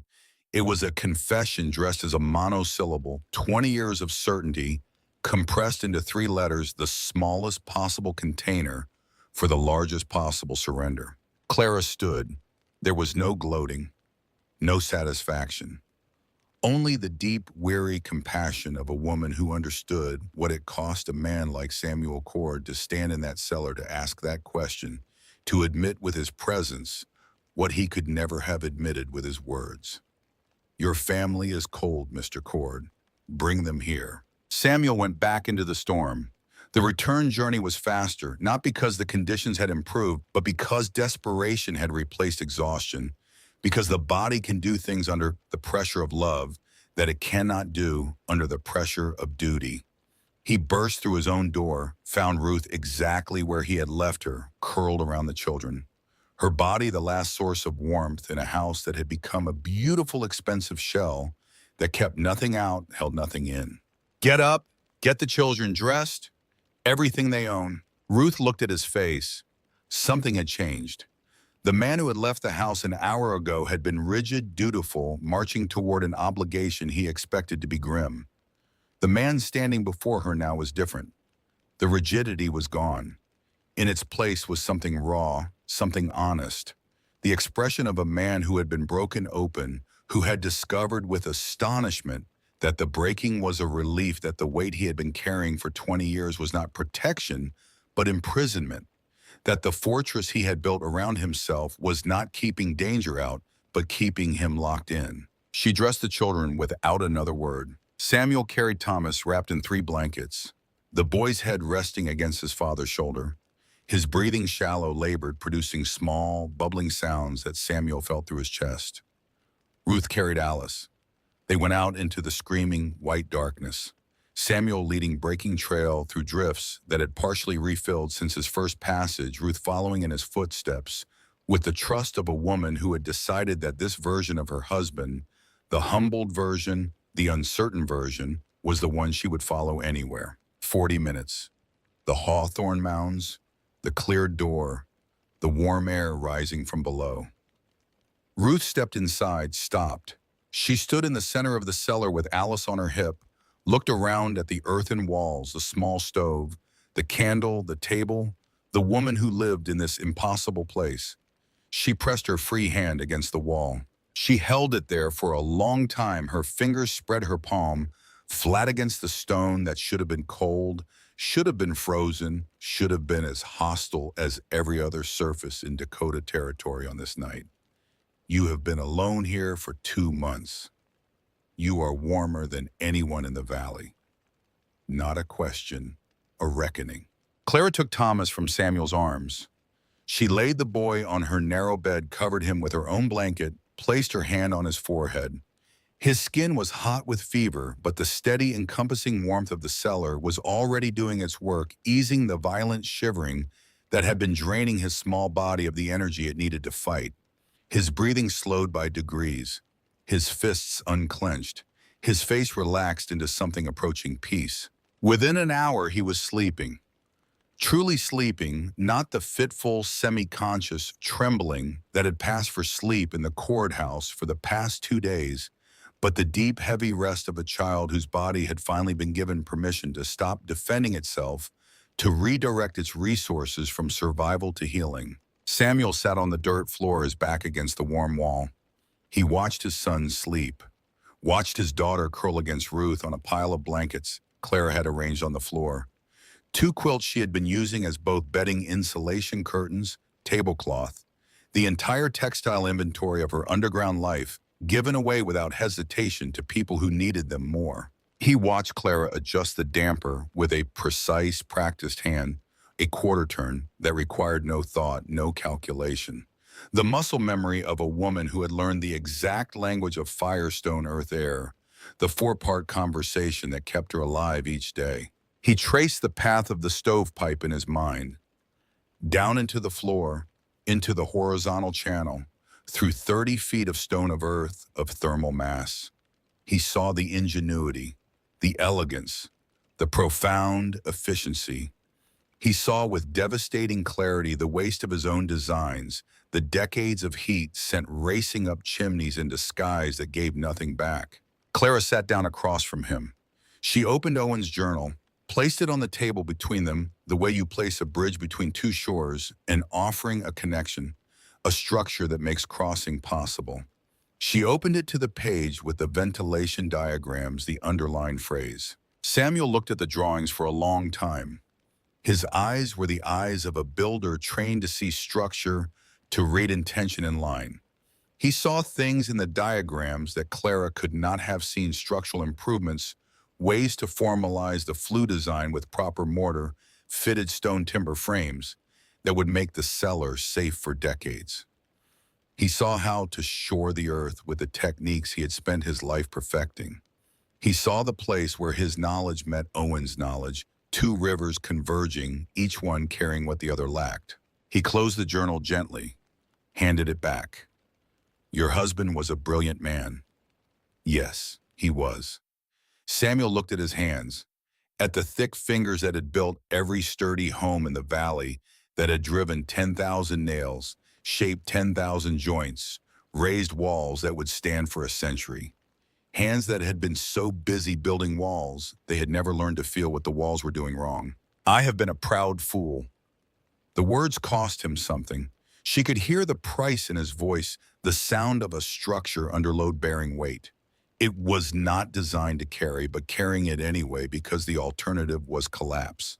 Clara looked at him across the table, at this enormous man sitting on her dirt floor, ice melting from his beard, his children sleeping in her bed, his certainty lying in pieces around him like the debris of a building that had finally given way. You were a good builder who had not yet learned everything. The most generous thing anyone had ever said to Samuel Cord. It cost Clara nothing. It gave him a foundation to rebuild on a single solid stone on which to place the first beam of a new understanding. On the third day, the wind stopped. The silence that followed was almost as shocking as the storm, a vast ringing emptiness that pressed against the ears like pressure changes during a rapid descent. The temperature remained brutal, but the air was still as the sun appeared through a crack in the clouds, lit the snow-covered landscape with a hard, brilliant light that made every surface glitter, every shadow sharp as a blade. Prospect emerged slowly from its houses. The damage was severe. An elderly man named Prescott had gone out to check on his livestock during the first night, walked into the whiteout, was found the following morning, 30 yards from his barn door, facing the wrong direction. A teenager named Colton, walking home from the schoolhouse, when visibility dropped to zero, had wandered off the road into a drainage ditch, was found under a drift by his father 12 hours later. Nearly every family had suffered. Wood supplies were devastated. The cold had found every weakness in every building, exploited it without mercy, without exception, without regard for the quality of construction, the thickness of walls, the reputation of the builder. The news spread through Prospect within hours. Samuel Cord, the finest builder in the valley, had survived the worst blizzard in 20 years by taking refuge in Clara Hughes's underground cellar. The cellar that the entire town had agreed was insane. The cellar that Reverend Vance had publicly prayed over. The cellar that Samuel himself had called a coffin, a grave, a monument to madness. There was disbelief, confusion, a slow, uncomfortable dawning of something nobody wanted to feel, but everybody felt the realization that they had been wrong about a fundamental question. The question of how to live in this place, how to survive its winters, how to build a home that actually functioned as a home rather than as a beautiful, expensive trap. Reverend Fass felt it most acutely. He came to the cellar 3 days after the storm, alone, without escorts. The absence of his usual entourage was itself a concession. an admission that the power dynamic had shifted. He stood at the entrance, did not step inside. His boots remained on the threshold. The line between the cold world he understood, the warm world he did not. Mrs. Hughes. His voice was careful, stripped of the funeral tone, stripped of the pastoral authority, stripped of everything except the bare minimum of human communication between two people who had reached the end of a particular road. It seems that Providence had a plan for you after all. Perhaps the Lord placed this trial in your path to reveal a wisdom that this community needed. Clara was washing her single pot in a basin of snowmelt. She dried her hands, looked at the minister. She understood precisely what he was doing, this mechanism by which he was attempting to absorb her achievement into his narrative. If the cellar worked, it was God's plan. If God planned it, then Vance, as God's representative, was vindicated. His opposition became part of the divine mechanism. He had not been wrong, he had been an instrument. She held up her hands, palms forward, the calluses, the scars, the swollen knuckles, the cracked nails stained with clay. God did not build this cellar, Reverend. Owen designed it. I dug it with these. Vance looked at her hands, at the warm walls, at the stove with its impossible downward flue. He opened his mouth, closed it, found nothing in his considerable vocabulary adequate to the moment. I will not pretend to understand the engineering, but I am glad you are alive. Not an apology, the closest Aldous Vance would ever come to one. A door cracked open, not flung wide, barely ajar, but cracked. Light visible through the gap. Claire accepted it for what it was. He left. He never came back. Eli was sweeping the workshop floor when Samuel walked in. The broom stopped. The two men looked at each other across the sawdust, across the gap between master-apprentice, across the larger gap between what had been understood before the storm, what was understood now. You went behind my back. Yes, sir. You helped her build that flue. Yes, sir. You told my wife, not me. Yes, sir. Samuel was quiet. The silence stretched between them, filled with sawdust motes drifting in the winter light that came through the workshop's single window. I taught you how to build houses for 2 years. She taught you something more important in 2 hours. I should have listened when you told me Harrison's walls were thick enough. The problem was never the walls. Eli stared at his master, at the face that had always been a wall of granite, certainty now showing cracks, now showing the raw stone beneath the polished surface. Samuel extended his hand. I am furious, but I am more furious at myself than at you. A man who punishes someone else for his own mistakes is not a man worth working for. Eli took his hand, shook it, felt in the grip the difference between the man who had taught him to drive nails, the man who was now teaching him something harder. The lesson that admitting error requires more strength than lifting a beam, that saying the words "I was wrong" demands more structural integrity than any dovetail joint ever cut. That spring, they dug the first community cellar. Samuel led the crew with his builder's expertise, his knowledge of timber framing, of load distribution, of the engineering that kept underground spaces from becoming underground collapses. Clara stood quietly to the side, answered questions when asked, offered suggestions, when invited, corrected errors with a gentleness that preserved the dignity of the men making them. The men who had called her project a folly now followed her instructions with the careful attention of people who had recently learned the cost of certainty. They built it into a hillside south of town, a proper subterranean dwelling for a family whose cabin had been destroyed in the blizzard. Samuel designed the above-ground portion, the entryway, the door. The small south-facing window that would capture winter sunlight, the timber frame that would protect the earthen structure from rain, from melt, from erosion. Clara designed the underground portion, the stone-lined flue, the thermal mass walls, the air intake system. The two designs merged into something neither could have built alone, something that required both the carpenter's knowledge of wood, of joints, of the visible structure that faced the world, together with the miner's knowledge of earth, of stone, of the invisible structure that held the warmth. Samuel called it a hybrid, half cabin, half cellar, solid above, intelligent below. Agnes Lowe came to watch the construction. She stood at the edge of the site with her arms folded, a thin smile on a face that rarely smiled, a face that had earned its severity through loss, through patience, through the long, lonely discipline of being right when being right brought no reward. A neighbor joined her, watched the men digging, laying stone, following Clara's instructions with the deference of students in a classroom. Strange world. Agnes's voice was dry, factual. Last autumn, the whole town wanted to bury that woman. This spring, the whole town is digging dirt on her say-so. The neighbor laughed uncomfortably. I am not joking.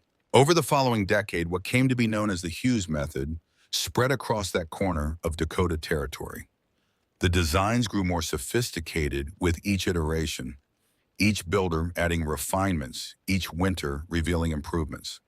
South-facing windows were incorporated to capture passive solar heat glass, angled to admit the low winter sun, to block the high summer sun, a calibration of architecture to astronomy that Owen had sketched in his journal but never lived to implement. The thermal flue was integrated into the foundations of more conventional structures buried beneath floors, running through walls, transforming the bones of a house from passive barriers into active heating systems. New builders trained by Samuel by Eli carried the principles to other towns, other valleys, other families who had spent years fighting the winter with brute force. The Hughes method taught them that the biggest fire was not the best fire, that the thickest wall was not the smartest wall, that the relationship between a house, the ground it sat on, was not adversarial, but collaborative, that the earth was not an enemy to be defeated, but a partner to be listened to. The homes built on the Hughes method saved lives. They were warmer, cheaper to heat, safer than anything the territory had seen. The people who lived in them did not huddle around massive fires watching their wood supplies dwindle. They lived inside a gentle, even warmth that came from the ground itself, a warmth their buildings captured, stored, released slowly. Clara Hughes lived out her remaining years not as an outcast, but as a quiet authority. She never sought recognition. She declined the 2 newspaper interviews that were offered to her, one from a Rapid City reporter, one from a correspondent for a journal published in Chicago. She did not attend the Territorial Building Conference, where Samuel presented the Hughes method to an audience of skeptical architects who left less skeptical than they arrived. She stayed in her cellar on the hill, tending her stove, reading Owen's books, the Seneca she had read so many times the spine had broken, been repaired with twine, broken again, been repaired again, a book that was itself a lesson in persistence. She answered the questions of anyone who climbed up to ask them. She turned no one away. She charged nothing. She explained the principles with the calm clarity of someone for whom the knowledge was not intellectual, but physical, not a theory, but a lived experience. The warmth in the walls, the only evidence she ever offered, the only argument she ever made. Samuel visited her every week until the day she died. He never forgot the lesson of that night in the blizzard, the night he dug through the snow expecting a tomb finding. Instead, a warm room, a calm woman, the complete dismantlement of everything he thought he knew. He told the story to every apprentice he trained. He told it honestly, including his own arrogance, his own blindness, his own refusal to listen. He believed that the story of his failure was more valuable than any house he ever built, that the most important structure a man could raise was not a building but an admission, not a wall but an opening, not a fortress but a door. Eli Marsh became a builder in his own right. He moved to a town 60 miles west, built the first standalone Hughes method home in that county. He wrote to Clara once a year, updating her on his projects, his family, his growing understanding of the principles Owen had sketched in a journal that smelled of coal dust, of leather, of the underground places where men spent their lives learning what the earth had to teach. Thomas Cord, the 7-year-old boy who had been carried through a blizzard with a fever, laid on a stranger's bed in an underground room, recovered fully by spring. He grew up watching his father shed the old certainties, the way a man sheds a coat that no longer fits, with grief for the familiar weight, with relief at the freedom. He became a builder himself, specialized in the hybrid design his father Clara had pioneered. When he was 22, he sent Clara a letter of photograph. The photograph showed him standing in front of a handsome stone and timber home built into a hillside in Montana, the first home of his own design, a structure that combined his father's craftsmanship with Owen's vision, a house that breathed with the long, slow breath of the earth itself. On the back of the photograph, he had written, "For Mrs. Hughes, who taught me that walls can hold warmth." Clara pinned the photograph to the wall of her cellar next to Owen's journal, next to the receipt from Fletcher's store, dated August 3rd, 1886. The order Owen had placed 2 weeks before his lungs began to fill with blood. The order that had waited for her, the way the earth waits for someone to listen. Patient, silent, holding its warmth in reserve. She looked at the photograph often in her final years. This image of a boy she had once warmed becoming a man who would warm others. It was the truest measure of her legacy. Not a monument, not a plaque, not a line in a history book. A chain of warmth passed from hand to hand, from Owen to Clara, from Clara to Samuel, from Samuel to Eli, from all of them to a generation of builders who understood that the earth was not an enemy to be defeated, but a partner to be trusted, that strength was not the only virtue, that patience was not weakness, that listening was not surrender. On the last evening of her life, Clara Hughes sat beside her stove in the cellar that had been her home for nearly 20 years. The walls radiated the same gentle warmth they had on that first December night when the system came alive, when the stones first released their heat, when the earth first kept its promise. The candle burned on the table. Owen's journal opened to the last page, the words written in a hand that trembled with the effort of a man whose body was failing, but whose mind remained clear as the granite he loved. The mountain does not fight the winter. It does not rage against the cold. It simply holds the memory of the sun deep within its stone. It waits. Clara placed her hand on the leather cover. Worn thin by 3 decades, 2 pairs of hands, hers, his, the woman who dug, the man who drew. Together they had built something that neither could have built alone, a way of living that began with loss, ended with warmth, that began with a hole in the ground, ended with a new way of seeing the ground itself. She closed the journal, set it on the table beside the candle, placed her palm against the wall one last time. The stone was warm. It was always warm. It would be warm tomorrow, next week, next winter, long after she was gone, long after the candle burned out, long after the last page of Owen's journal crumbled into dust. The earth would remember. The earth would hold what it had been given. The earth would wait the way it had always waited for the next person desperate enough, patient enough, humble enough to press their hand against the stone, feel what was there, begin to dig.